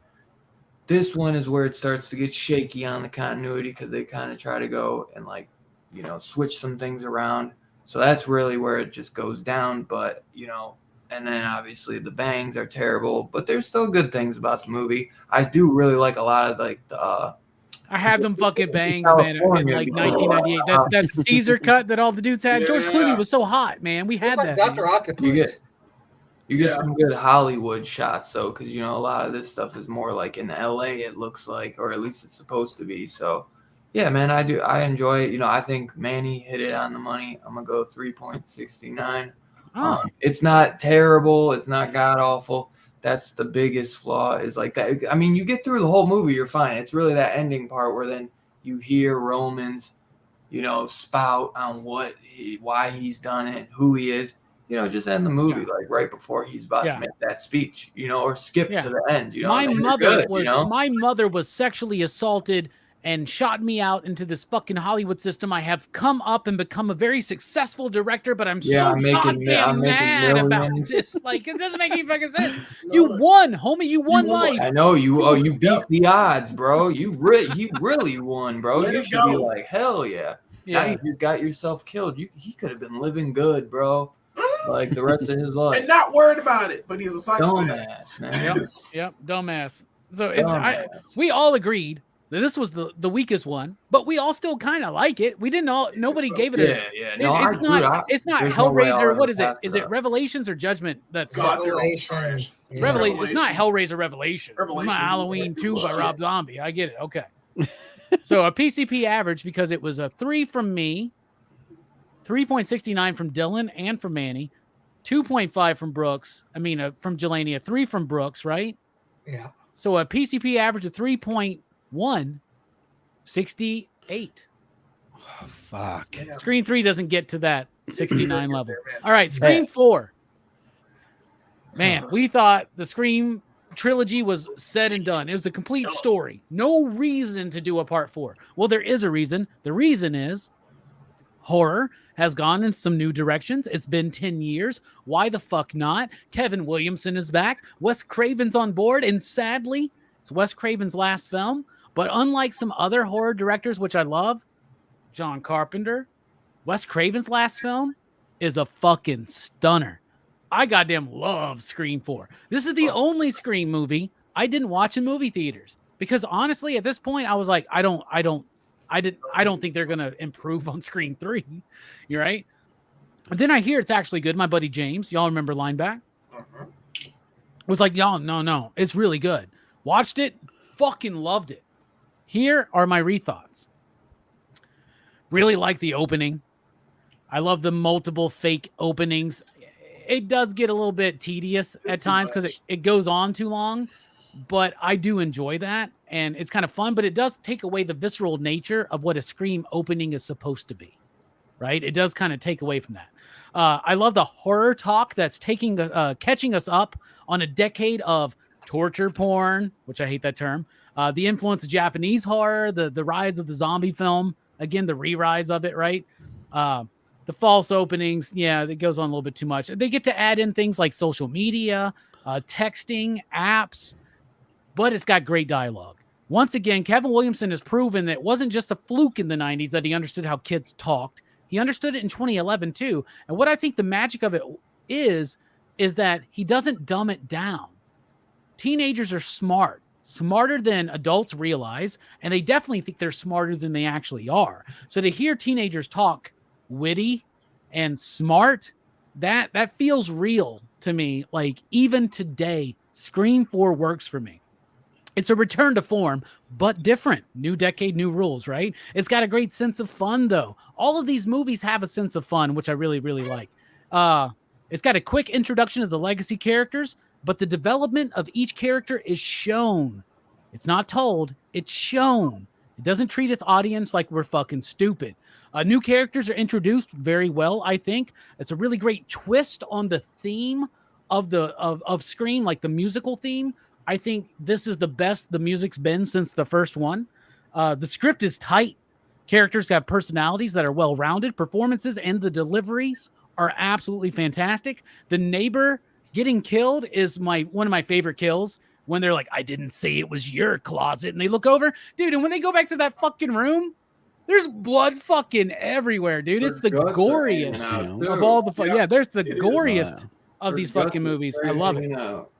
The balance of the characters, new and old, is fantastic. They really integrate the stories in a little bit for me, a lot better than they do on some of the other ones. The story keeps moving, stays interesting. I love the movie posters in the cinema club, and I love the explanation of the new rules. Kirby is my favorite new character outside of the original 5, if you include Cotton, right? Music's really good. Driving, stabbing. I love seeing the stab footage from Scream 2 in here when they're rewatching Stab and their Halloween night in the barn or whatever the fuck that is. The movie and the music isn't trying to go too heavy or too far, but it does have its moments of nuance. One of my favorite killer reveals in the franchise. I love the killer reveals in this one. Both reveals are a gut punch. It's a meditation on entertainment and media in the post-internet world, about how everybody's streaming their lives and shit. The entire Scream franchise is incredibly forward-thinking. There's a moment in either 2 or 3 where Gail says pop culture is going to be the politics of the 21st century. And like Jeremy John said, nailed that fucking one, right? The story is filled with fun performances, but it does kind of lack a core thread, right? It lacks a core thread. Like, there is still a disconnect between the new characters and the old, but they are kind of integrated a little bit better. It is a return to form, and you don't fuck with the original. The only thing is, this movie is overlit as fuck. Like, if you notice, everything is so washed out and bright and white, and this was the first Scream movie filmed digitally, and it's the same director of photography. It's still Wes Craven. I just don't think they had gotten that nailed right yet, but...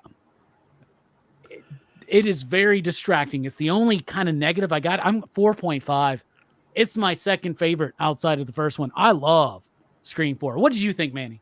Boom. Well, first I just want to clear the air. You know, I feel like I had some bad blood after the last thing I said. So I'm just gonna real quick, just let everybody know that I am perfectly within my rights to talk about Bride of Chucky. I did everything I could to make sure that film was as true to the spirit of the original as I could as an actor. And you know, I just want to make sure that everyone knows how much love I have for that film. You know, so, and anyone who knows Mrs. Chamorro, you know, her name is Tiffany. So, you know, I just want to put that out there. But that being said, I don't know how to transition back out of the mask. So this is what you got. This film, like you said, the up there, definitely this 2 and 1 are, like I said, within a breath of each other.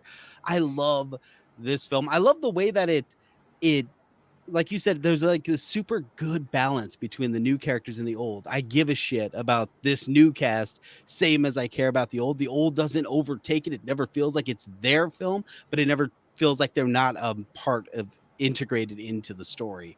I love the like camera on the ear thing when the guy's streaming, because I feel like isn't that like, don't they do that in that Halloween movie with Busta Rhymes? Like, Resurrection? Yeah. Like I feel like there's just when Busta Kung Fu's Michael Myers, man. Yeah, well, and then Sydney beats the shit out of Jill. Like this is really just like an exercise showing Halloween Resurrection. What about how to do it better? Jill, you're talking. That's her cousin, right? Yeah. What about when she beats the shit out of herself? I love that fucking scene. Dude. Oh, my God. Oh, man, when she jumps onto the table and shit. It's like, God, she's fucking crazy. That's committed to the bit. Oh, dude. There is a little bit of bullshit with those two, because neither one of them are very big, and they do some shit that would require a big fucking hulking fucking person to do. Like, they're throwing bodies and shit. There's just Charlie especially, but still can't make it past a piece of furniture without tripping. Absolutely.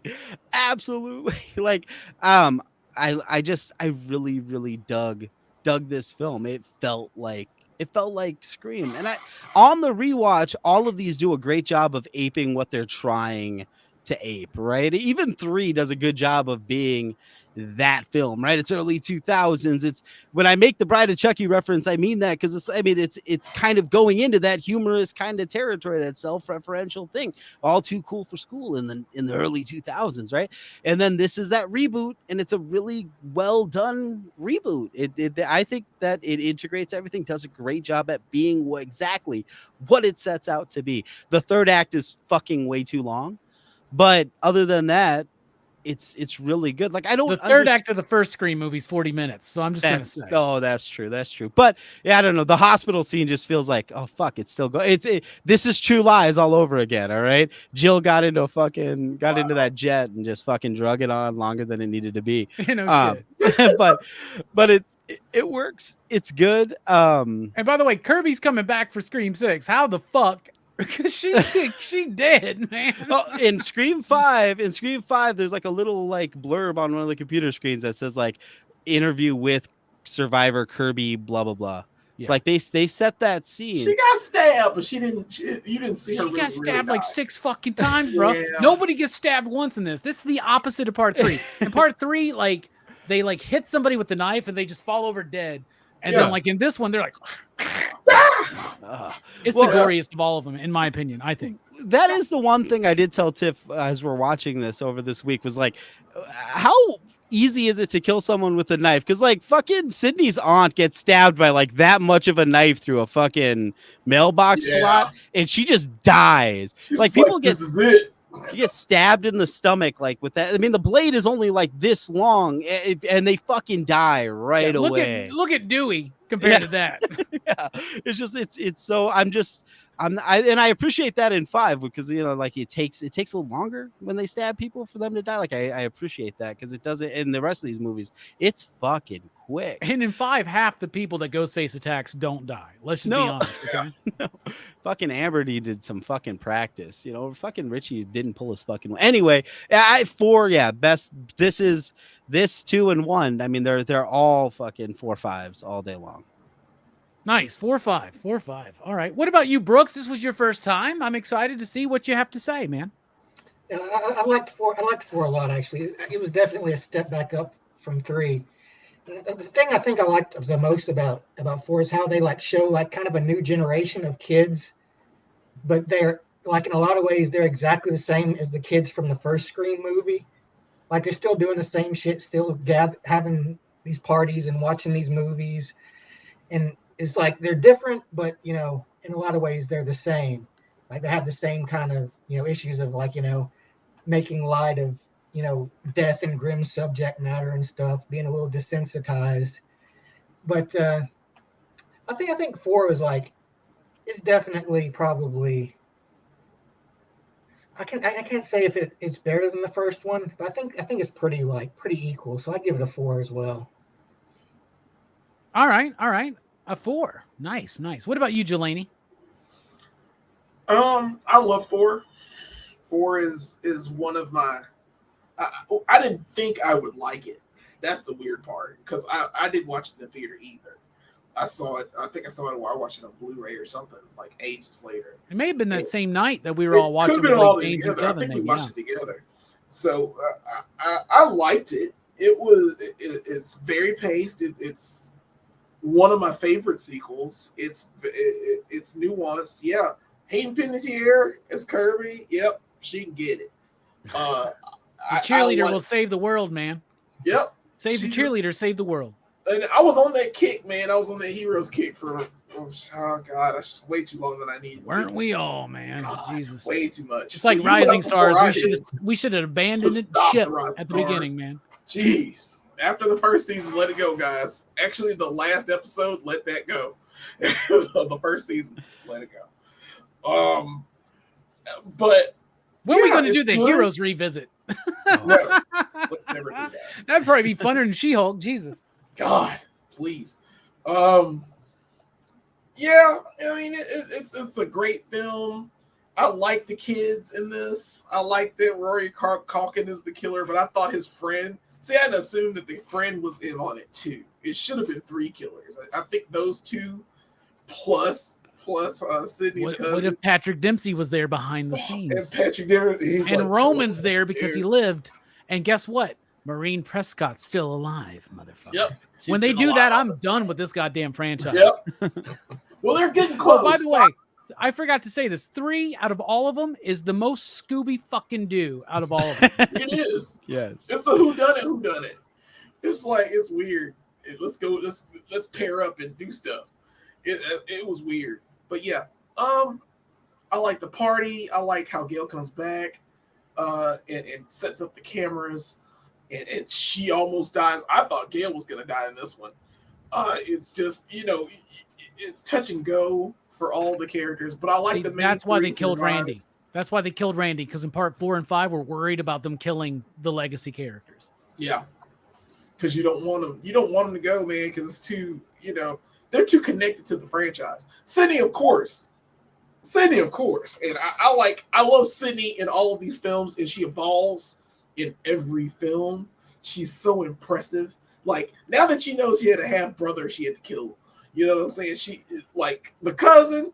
That ain't shit. Let that. You know what I'm saying? Oh yeah, and this is the one with the book tour, right? Yeah, she's written the book and shit. Yeah, and like it's kind of weird that Emma Roberts was the killer. It took me off guard too. I just didn't understand. I was like, why would she like do all this? And she's doing it for the fame and the money. Yeah, but they're doing it like they're filming what I love about this is they are the first ghost faces that are filming the murders themselves to stream on the internet and that is way ahead of its time, in my opinion. It is. Like, I didn't have a YouTube channel at 2011.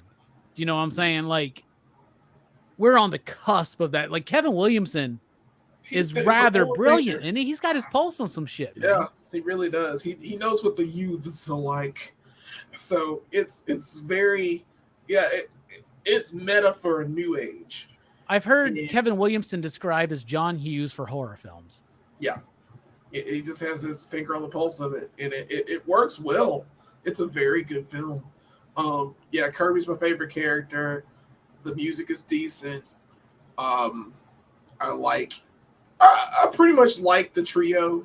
I like the way it's shot. I like the way the killer is clumsy. Yeah, these two aren't the logical killers.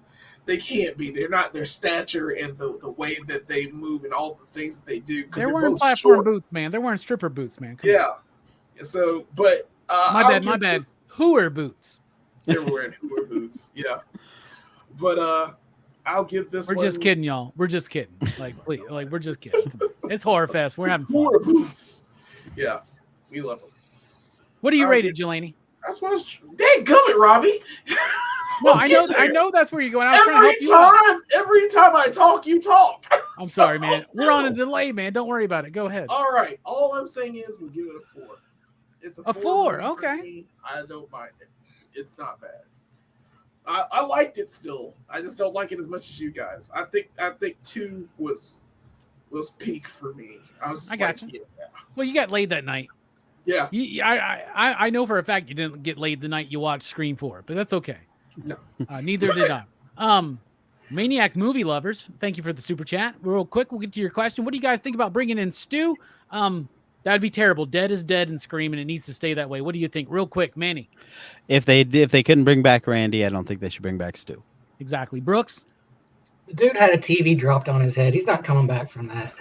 Jelani? And then he got too fucked up. Yeah, it's fine. Dylan?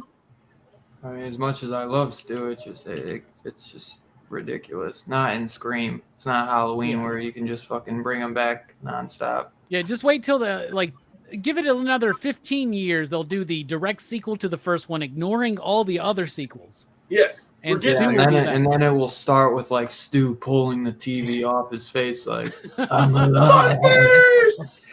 What's funny is that Matthew Lillard was on set and filmed a little piece in the background of Scream 2 at at the sorority party, and he did a voiceover on Scream 5. Well, he was also caught being on set by like the media, and was reported that he was back. So like, it was just this whole thing. But Scream 2, they legitimately had their script leaked on the fucking internet, and they changed it. Like, so that's I wonder what the original script was. There's a script where Cotton's the killer, right? And so I'd like to read that. That'd be really cool. Dylan, you son of a bitch. What did you think about Scream 4, my man? Dude, I fucking love Scream 4.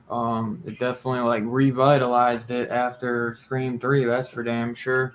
So then even a few years later, you get that Scream TV series. But dude, Emma Robertson is just fucking batshit crazy and awesome. You get Dewey as the sheriff, and he's married to Gail. You know, you get the new deputy who's a little goofy, but you know, you begin to love her.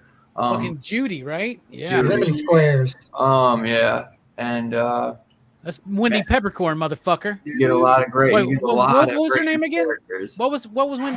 Marley Shelton. No, what was Peppercorn's first name?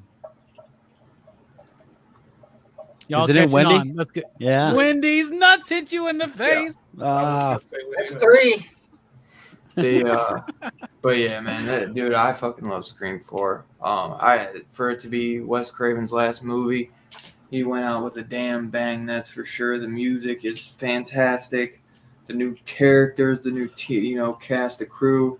I bet you love You're Herbie, coming man. in with a whole new cast on this one, completely different from the first 3, where you got basically like that same type of crew.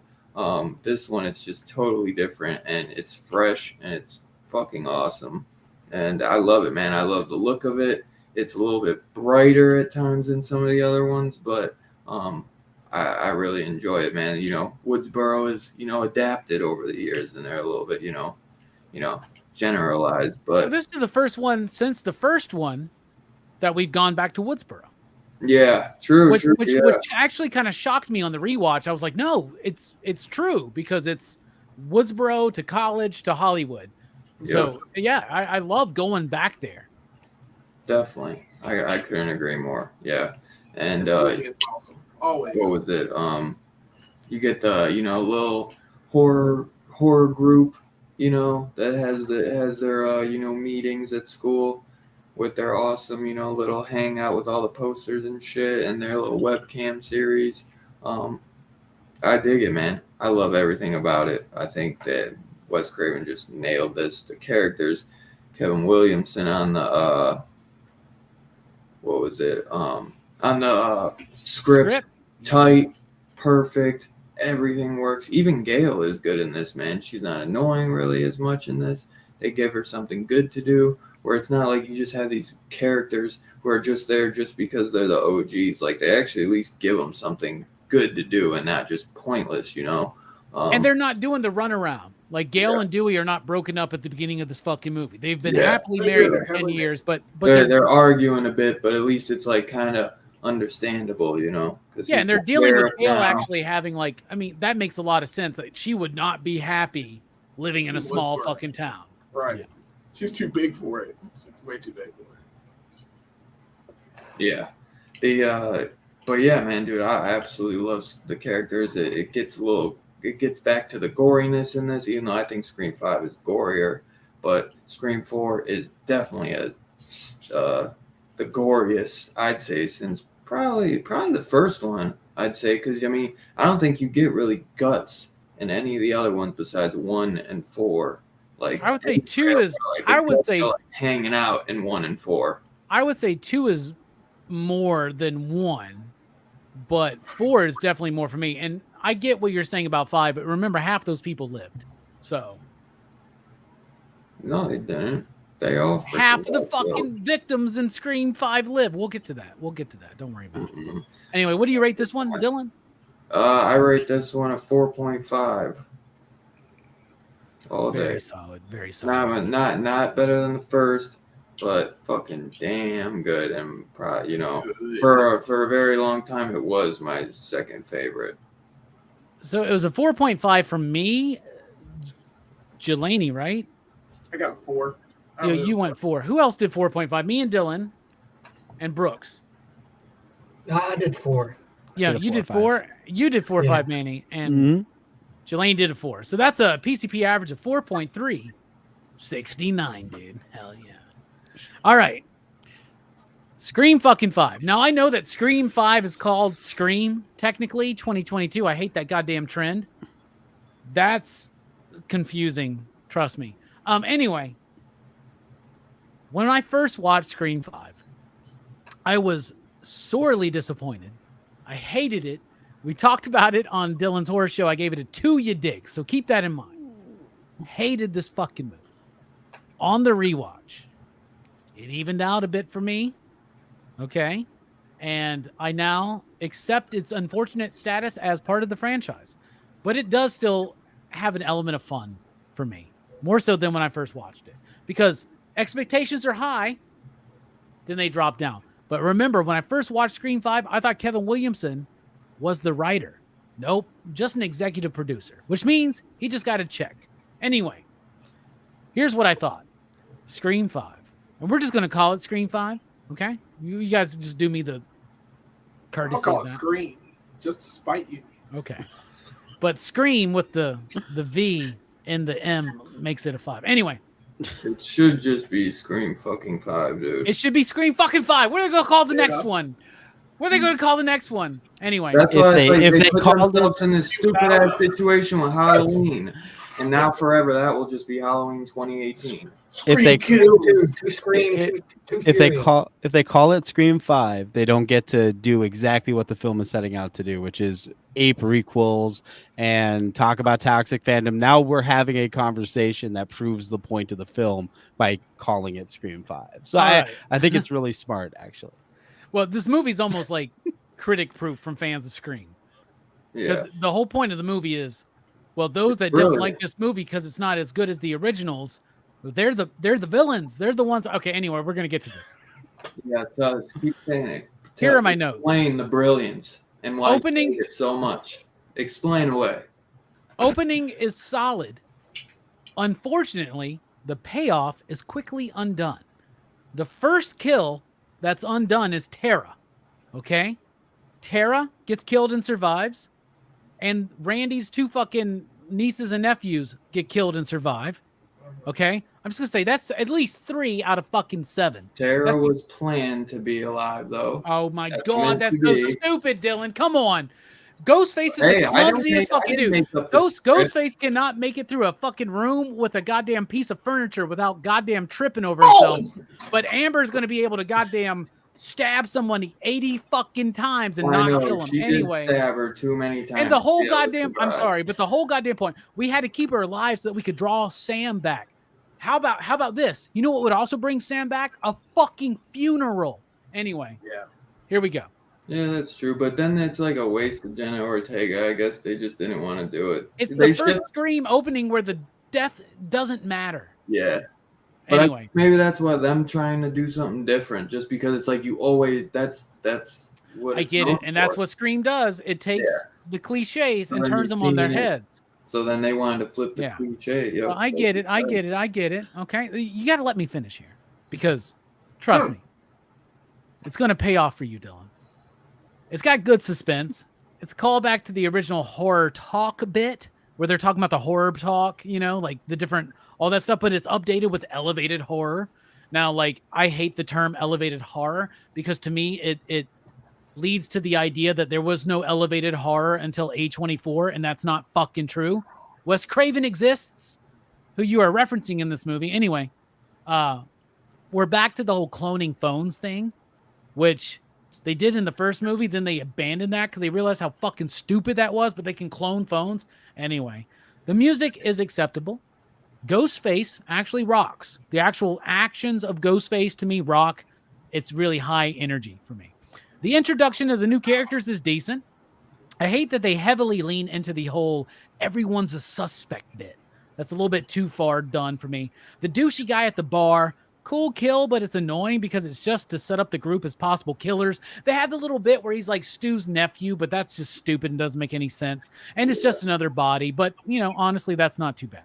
And he Bummer, stayed 'cause dead. he's actually known for being in a lot of horror stuff, so he had a really small part. There you go. And bummer because I wanted to see in the trailer they show like, you know, Ghostface like kind of throwing his hands up in a shadow when he kills him. They took that out. I would have liked to see that. Dylan's got some thoughts about Scream 5, y'all. I'm excited for this. I hate that everyone is so harsh towards Sam in this fucking movie. Like Amber and even Sheriff Judy now. They're so fucking harsh. Like, it's so way over the top sometimes there. I hate the de-aged Billy fucking Loomis haunting Sam. That is so fucking stupid. I hate it too. And I remember, at So least it's much. that, because I remember everybody, What is wrong with that? we knew that Skeet Ulrich was on set. And so, like, we were all worried that, Jesus Christ, Manny. I don't understand. I don't understand. Oh my God. I'm just saying. I think it was well done. I think the de-aging process looks super realistic. It's become second nature. I think all films should include that. Really? Why is Manny better than the CG team on She-Hulk? And Yeah, this is live. exactly. Horrorfest, Exactly. better than She-Hulk. Quote that. All right. Anyway. Jesus. Probably might Where get was to a I at? job Oh, with I hate Marvel. the Billy Loomis. But we all knew that. We knew that Skeet Ulrich was there, so we thought that like they were bringing him back, and I'm glad they didn't do that at least. Tara and Sam at the hospital, that scene. This is so fucking stupid. You left me. Bitch, she turned 18. That's what people do when they turn 18. They leave their home. Jesus Christ, Little come kids on. don't understand that. It's a great intro to Dewey. I love when he's watching Gail. If you notice, she goes, and if I ever decide to do bangs again, somebody stop me. She says something like that. So I love that. Sydney, brief intro, but a delight, I wrote here. Music has a very slight callback to previous themes, and it does kind of bring a little bit of of additional character to it. Judy and Wes's death is cool at first, but it falls flat because they keep building it up with false tension and CG gore. I hate CG gore. When Wes is stabbed through the fucking cheek and shit. Oh, I hate that. I hate that they killed Dewey. And I hate the way that they do it so fucking much. Randy's death, I hate it, but it makes sense and it's impactful. Dewey's death is wasted opportunity. If you actually take this story and strip everything away to the basic skeletal structure of the script, it's Force Awakens. And Dewey is Han Solo. Just so you know. The movie does kind of tighten up for me at the party. but they're nearly all false kills. So that kind of takes it out for me. Sid and Gale are not fully integrated to the story at any point. Toxic fandom theme is a bit too much and annoying, but it does kind of work for the film's thought and the current age and what people are expecting. That being said, it's not all bad. I think it's better than Scream 3, but I'll give it the same rating. I give Scream 5 a 3, which moves it up one full you dig from my initial review. So there you go. Scream 5, not as bad as I first thought, but still kind of disappointing for me. But I enjoy all 5 of these films, and I will revisit all 5 of these. Manny, Scream 5, my man, what do you think? I was not part of the previous Scream 5 discussion, so I'm going to get this out of the way by saying I fucking like this movie. I really enjoy this film. I think the kills are, aside from the CG gore, which sucks, admittedly, it's probably the most, I feel like it's among the most visceral. Ghostface is really fucking getting in there and fucking carving people up in this movie. The acting is what kills this fucking film. The character, the lady, the girl who plays Sam, I don't know why she left her house at 18, couldn't get a fucking acting lesson, and that whole time she was away, that bitch has no idea what she's doing. Other than that, fucking Jack Quaid though balances it out. I thought he did phenomenal as Richie. He's probably the worst Ghostface of all the Ghostfaces because I don't think he fucking kills anybody. Like the whole time he's just at the hospital or hanging out with Sam. Like I don't think he actually kills anybody in that film. But he does because you can tell by his build who he was. Like I guessed him. No, you can figure it out because there's times when he's there and the girl's not. So there's you can see it up for the most part. Because in his stature, it was his stature. I was like, well, he's the tallest person here, and he's also a tall Ghostface. So when he was killing, he was the one that I think someone else plays the Ghostface though. The two actors don't play Ghostface. I don't think it's not like when they're filming the scenes. I think they have just the stunt double guy playing it because in all the scenes. No, what I'm saying is, I could tell the heights. I knew they were stunt people. I'm just saying with the kills with some of the people, like Ghostface was taller than. They switched heights, and you could tell which one was which. I didn't know that because I was looking at it. Yeah, look at the film again. I gotta check it because it's the girl height, and then there's Jack Quaid, and they're like kind of. That's what I thought, and then I thought people were bitching saying that the Ghostface looked too big. He attacks the girl at the beginning because he's filming her in there for the alibi that she's not the killer. See, so he was the one that was tried to get Randy's cousin. He broke her leg. He stabbed her multiple times. I don't know how he drove back though to be with her. I'm sorry. Yeah. No. That's my point. I don't know when he ever has the time to kill people. She could have just that could have just been like a fake film, and that she just sent her. I got thoughts on that, but I'm sorry. I'm sorry. But no, and Amber didn't kill anyone. Amber, I think the heel turn she does when she gets to be full on evil, I think that's reminiscent of what happened in the first film. Although there's no fucking way that discount Alessa Gillespie from fucking Silent Hill fucking lifted up Dewey and eviscerated him that way. I don't fucking buy that for a second. But other than that, I liked it. I liked it. Fucking the kill for Wes when he gets out of the kill for Sheriff Judy, I thought was really well done. Yeah. And then when they went in, that's my favorite kill in the movie. Fucking middle of the street. I love that. Street. Fucking Westboro people just like, oh shit, this is just what happens here. Just close your blinds and fucking. Just that whole goddamn bit where she's rushing back home, like that's the best kill in the movie. God, why is that mask not banned? Why is that not banned?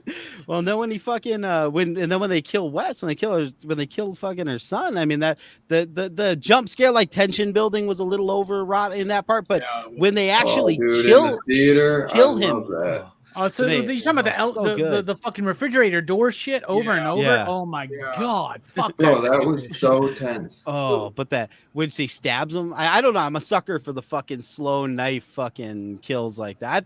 I really, like I said, they felt the most visceral in this film. Felt like Ghostface really was fucking enjoying themselves in this movie. But yeah, it's just the only thing in this film. The acting, I think, is horseshit. I love that. Every single one of the legacy characters are fucking over it. Even Dewey is fucking over it, but he knows he has to do it. Like they're just like, fuck it, we're gonna kill these kids and move on. Like they know their role in the requel, and that's just to get butts in seats and legitimize this film, and that's all they're fucking doing. Gail, she should not be allowed to scream and cry in these films anymore because she's gotten to the point where it looks like she's trying to hold her dentures in when she does that shit. She's always Jesus. like. So that being said, I don't think that should be allowed because that takes me out of the film. But other than that, I freaking like this movie. I like it. It's better than 3. It's not as good as the other ones, but it's definitely a 4. Definitely a 4 all day long. All right, a 4. Wow. 4 from Mandy. What about you, Brooks? First time watching. I'm excited to see or to hear what you have to say. Yeah, I thought this one was all right. I don't think it was as good as 4, but it was definitely better than 3 still. I mean, I guess the boyfriend being the killer pretty early on, the guy who plays Huey in The Boys, I was like, yeah, that guy's probably the one. Like, that, I thought that was funny that Dewey like just immediately pegs him as the killer. Mm-hmm. Yep.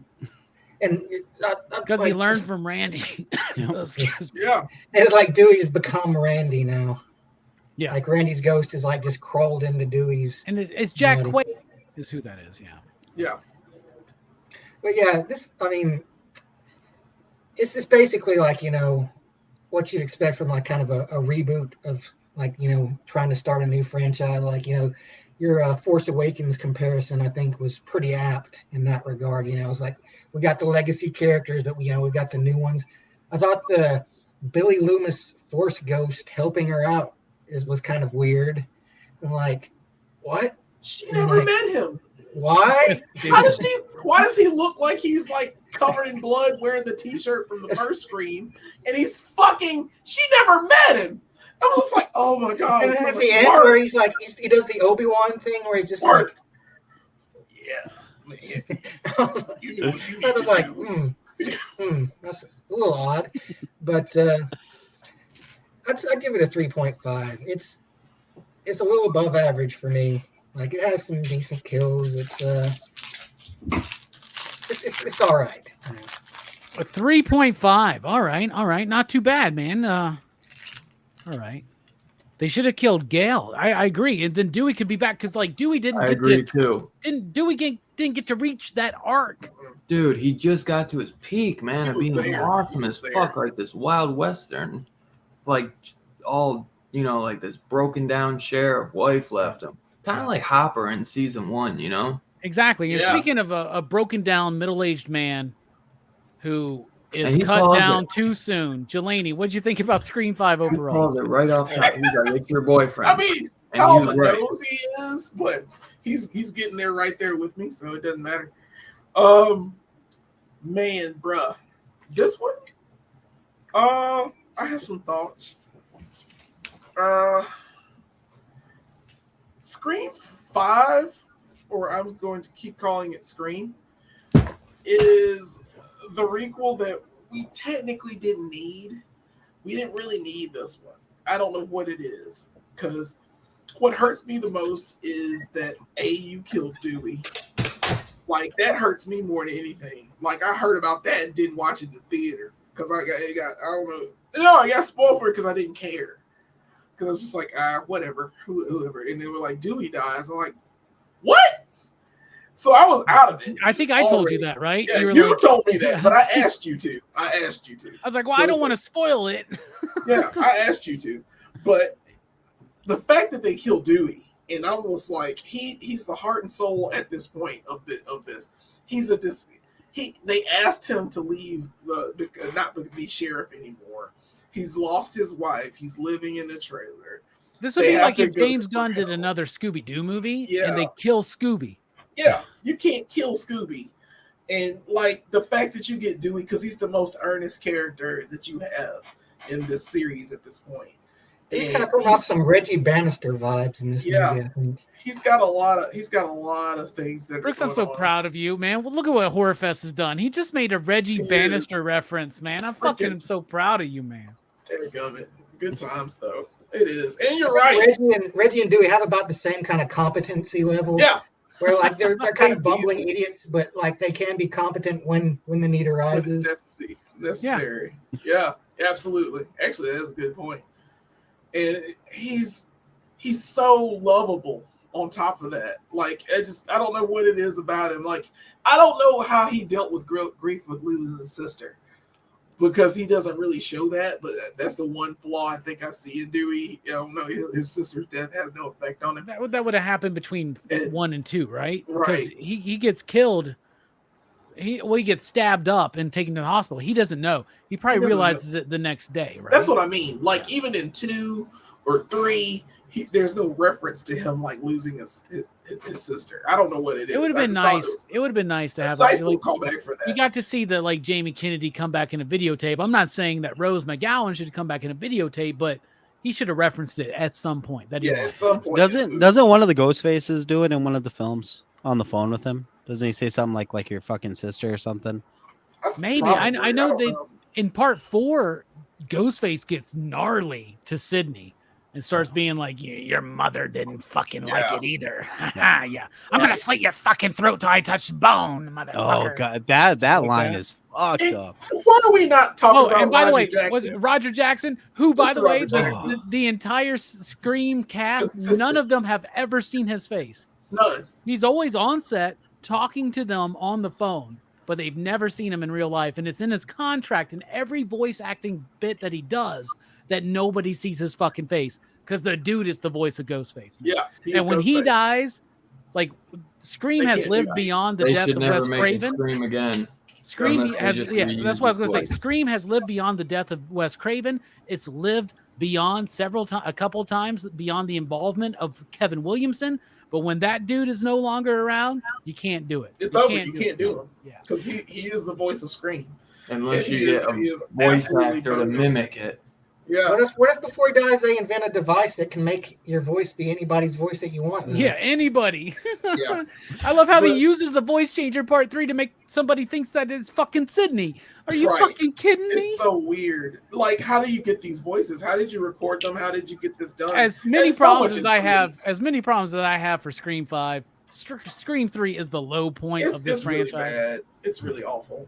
But this movie has too many weird stretches. Like, first of all, Jack Quaid kills Tara at the beginning of the movie, but still has time to drive back to wherever the hell they are to be the boyfriend of her all this time. There's too many. It was Amber that did the opening one, right? Because they mentioned that Amber's the one that had to study to miss the organs or some shit, right? Yeah. Right. I guess it was it. But I'll tell you what.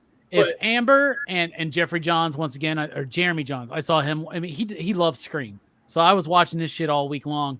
And he mentioned that if you put Amber and Jack Quaid, like, I don't know Amber's actual name, but if you put them next to each other, there's no, you can't tell me one Ghostface is different from the other fucking other. We were talking about that while you were going. Yeah. Yep. It's so weird to have that juxtaposition of Ghostface killers. Like, you can tell which one's which. It looks like spoilers that. 2 Gun. Sorry. Yeah, but it's okay. It's fine. I like Marley Shelton's kill. I don't know what it is about that one. Like that whole sushi bit. Like she's going out to get sushi and her son's getting ready and getting the plates. It is tension. It is. You don't know when they're going to come out. And since this is the first time I really watched this movie. I was a little tensed up during that whole scene. So they got me. They got me in some levels for that one.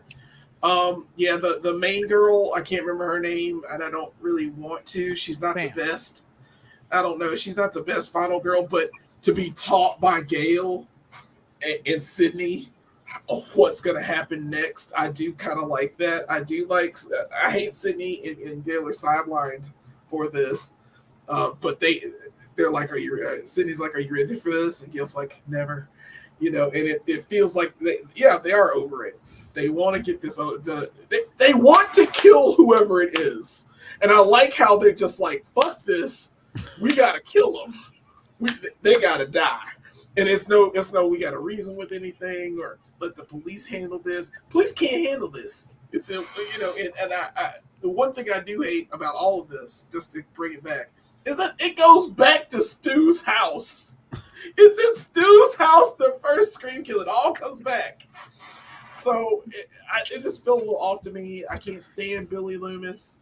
The Billy Loomis comeback still baffles and boggles my mind. I don't know how he had time to sleep with a girl when he was too busy plotting and killing, sleep with another girl and get her pregnant. Well, remember he had help from Roman.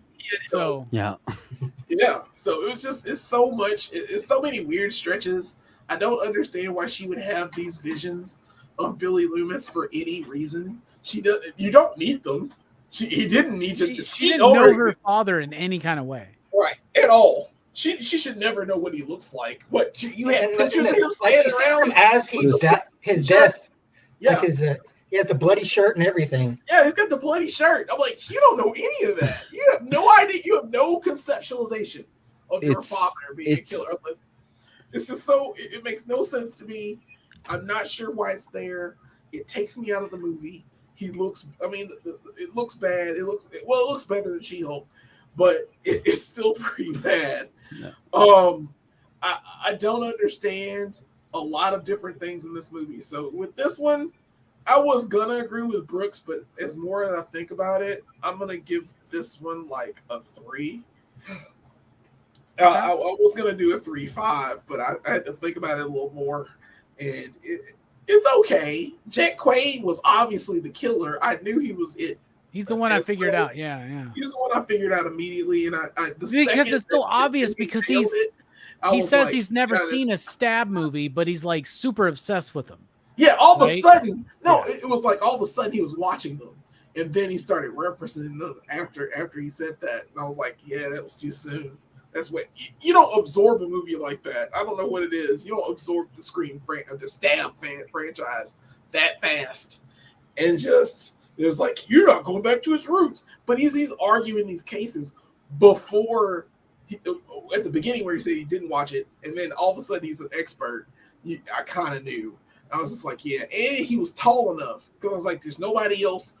He's driving back. There are too many weird coincidences where he drove them back to the house to get her asthma medication. And I'm like, and he was easily leaving. He could have just left. But he was like, no, we need to go back to this house to get the asthma medication that I stole. I can't believe that worked. I can't believe that worked. I'm fucking crazy. How can being a fan of something, how can loving something be toxic? It makes no sense. Yeah, just so weird. But that's fine. I don't know. I'll watch it again, but it's better than 3.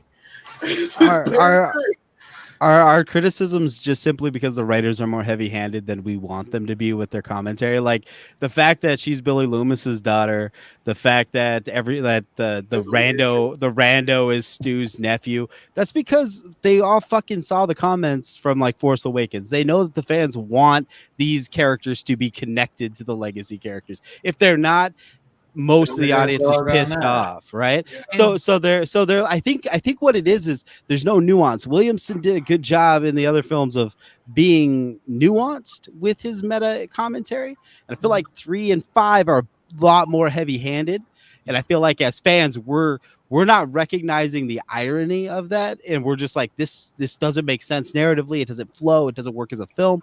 But like I think part of that's just that the writers just did not know how to be calm about shit. I think they just went full out. They're like, oh, it's at Stu's house because, well, fucking people want the familiar. Force Awakens. People like Force Awakens. We're gonna get so meta that Randy's niece is gonna be watching the scene and Stab based on his performance in his movie, and it's gonna be happening at the same time. That's too much for me. Yep. Scream is meta, but it's not like that. It's not Grant Morrison level meta. Come on, this is like Grant Morrison. Let Grant Morrison do Scream then, if we're gonna fucking get into this shit.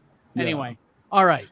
But yeah, 3. The other thing too is I think know it. everything that Scream 5 was really trying to do with the requel, they did in Scream 4. Yeah, Like honestly, they kind of did it in Scream 4 already, and like I still like it though. I like how we're all being like, it's not good, but it's fun because it's part of this fun franchise. Dylan though, along with a lot of the initial reaction from fans, was very positive on Scream 5, and Dylan loved it. So I'm curious to see what you think now, Dylan. Oh man, I still love it, dude. I saw it in the theaters, and I'd say it was my favorite freaking theater experience, horror wise, because I love that and Batman. But those are like Scream 5 was just incredible experience in theaters. I know you guys didn't like some of how it was drawn out a little bit long with the Wes killing his mom. But man, I love that, dude, just because every time you think like it's about to be, as soon as he closes, as soon as and then they just built that tension, and every time you felt it coming, you're like, so to me that didn't where I was like, this is fucking annoying like that. I liked it, I thought I was like, because they're literally toying with you, you know what I mean? They know what they're doing as writers, and to me that's fucking brilliant. They are horror fans, lifelong horror fans. That's one thing I always praise. These are guys that I wish I could write a fucking script and then make it. You know what I'm saying? These guys are living their dream, doing one of their favorite movies, and they're just trying to, you know what I'm saying? Like, do what they think Wes would have loved, And I fucking love this movie, man. The characters were a little shaky at first. I know, like, the main girl isn't the best at times, but she goes fucking buck wild at the end, man. And she, I like Jenna Ortega better as the main girl, in my opinion, than her older sister. yeah, I don't really mind the CGI Billy Loomis, even though most of that's makeup, and they really should have just kept the makeup, because there's behind the scene pictures of him after it came out, and he looked like, if they would have just kept the makeup or whatever, I think that would have been fine. I think the little bit of CGI kind of just made it like where you could just tell, you know what I mean? It's just too fake. That doesn't bother me as much, because when I was seeing it, I was like, is she somehow like the fucking killer? Because I was like, maybe they're doing something different where like she's got some fucking psychological trauma. She's like seeing shit. Like maybe I thought when she had that attack at the hospital, I was like, maybe she's like making this up, and she's like she thinks Ghostface is trying to kill her, and maybe it's just all in her fucking head, and then maybe she was gonna be the killer at the end, and she was just fucking batshit crazy. They didn't go that way, obviously. They should have. I'm a huge Boys fan. What'd you say, Jelani? They should have. They should have made her the killer. That wouldn't have been bad. That would have been something different. The most obvious choice. Could you imagine people flipping the fuck out because she's the main character? See how you guys hated that dream sequence? If they threw in one over the cuckoo's nest, like this bitch is fucking seeing hallucinations of Ghostface. What was it? Wes, he's a good character. His mom, I still like Richie a lot.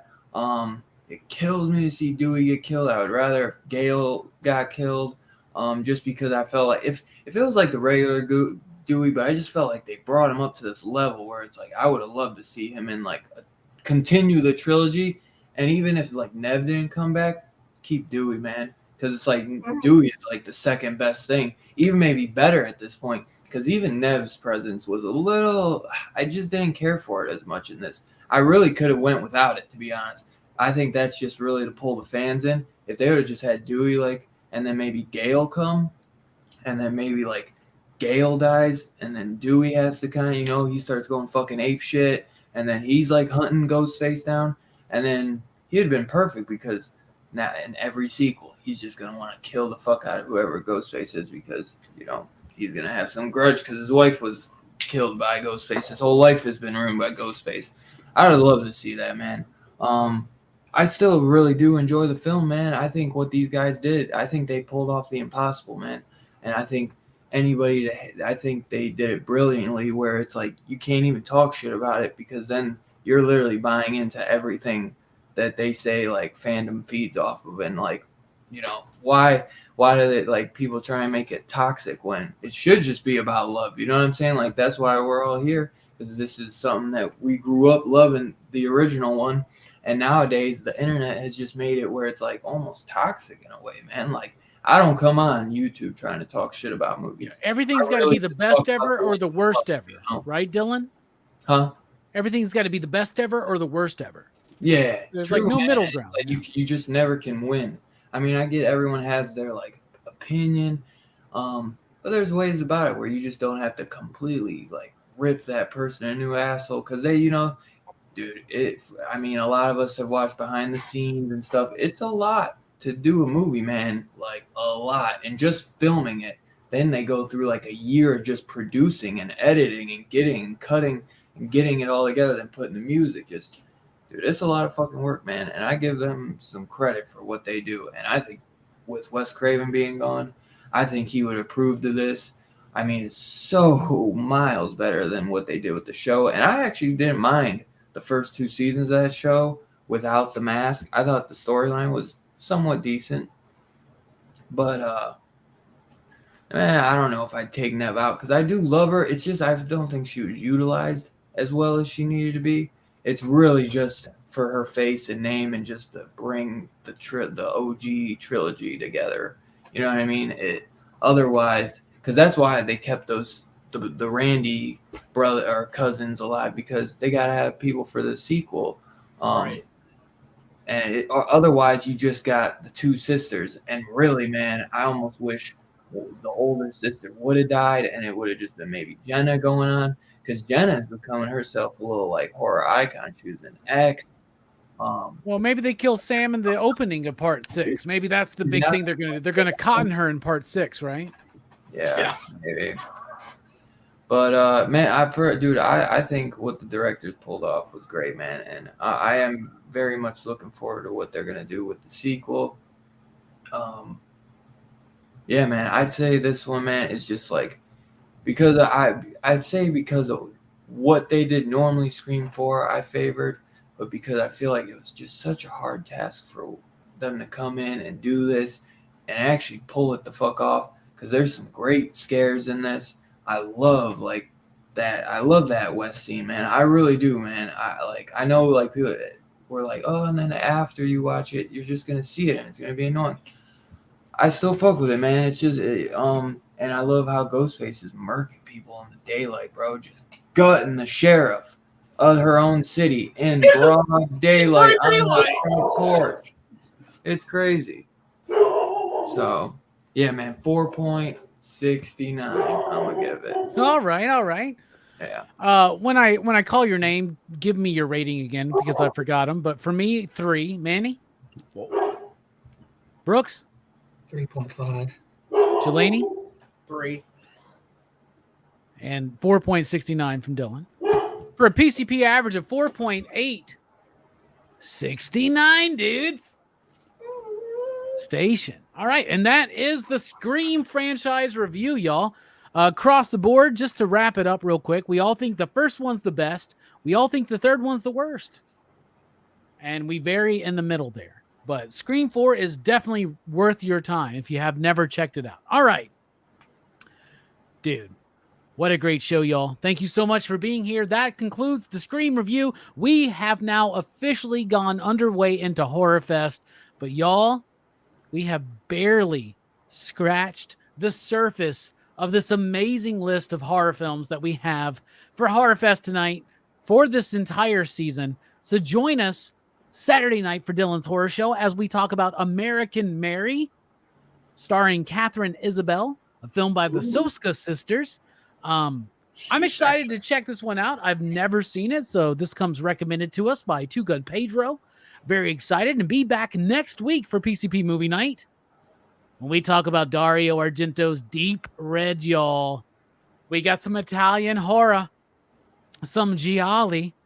It's very, very exciting. So, PCP Movie Night, Horrorfest, Dylan's Horror Show. Y'all, this is the most wonderful time of the year. So, Manny, final thoughts? Thank you for being here, bro. Thank you for having me. I wasn't sure if I had a modifier on. Sorry about that. Thank you for having me, dude. This was a blast. I am so looking forward to Horrorfest this year. Just bangers galore, dude. Super, super pumped. Absolutely. Brooks, thanks for being here, man. Thanks for watching these films for the first time, aside from one. Glad to finally get caught up on the Scream lore. Hell yeah, man. Now you can join us in the theater for Scream 6. Yeah. And you can be like, why you always hate every movie? When we leave the theater and I talk about how much every movie we see together, you end up hating. I'm going to be like, Scream 6, more like Scream sucks. Anyway, what final thoughts, Brooks? Which Scream movie had the Masterpiece song in it? Was it the first one? It was the second one. The second one? Yeah, it was the second one. The Masterpiece song's called Scream. Yeah. He goes, Scream! Oh, yeah, because I remember it's basically like Master P doing the thing that he did on his popular song. I think adding that was Scream into it. Yeah, it was one of the first times where I was like, Silk the Shocker's really good. Oh, I guess it kind of fits because it's kind of like a creepy groan sound he's making. Yeah, it's guttural. Like if I get stabbed by fucking Ghostface, I'm going, oh. Yeah. That's the sound that Ghostface victims make. Goddamn. Rocky Horror Picture Show. All of a sudden, I went Twizzlers while I'm watching Rocky Horror Picture Show. What the hell's going on here? Fiction. Twizzler makes mouth happy. Jelani, final thoughts. I'm so mad I missed Life Force, man. Still, it's 4 slips and 5 for Matilda May, of course.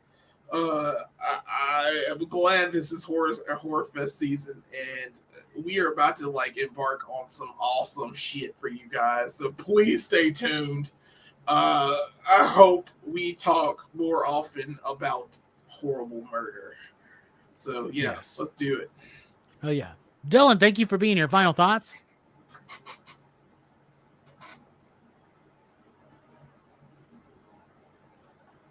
Profound. Yeah. All right. Remember, everybody, do your homework. We got a long list ahead. There it is. You know it. And we got the PCP Army movie poll going on right now. If you want to know what we're going to be talking about on October 3rd, join the PCP Army on Facebook. The poll is pinned to the top of that page. Right now, we're neck and neck between, what is it? I almost said Green Mile. Green Room, an A24 film, Sleepaway Camp, and I really want to watch fucking Tusk. Why are y'all voting on fucking Tusk so much? I don't understand. Because it's a damn good movie, Robbie. It's a damn good movie. Wait, throw that back up. Throw that back up. You are ready. Tusk is gonna get voted for now. Yeah. It already is, man. It's pissing me off. Anyway, no, it's gonna win. Do your homework, right, Dylan? Yes, Saturday sir. night. Final thoughts. Why don't you tell us about Saturday night, Dylan? Yes, sir. American Mary, directed by the Saska twins. Recommended by the homie Tuga and Pedro, man. It's going to be a fun one. Definitely one you guys got to check out. Yeah, I'm excited to check that out. And then join us back here. A little more underground to some people. And join us back here next week for Deep Red, the Argento flick. And if you've never seen this is the best Giallo film of all time. So, spoilers, I'm going to give it 5 you digs. Anyway, thank you all so much for being here. For my final thoughts, we love you all so much. And yes, I agree with Scarpad. This was a great show. And don't forget to like and subscribe, especially to Dylan at Dylan's Horror Show. There's a link in the description below. So, everybody, we love you. My final thought is this. What's your favorite scary movie?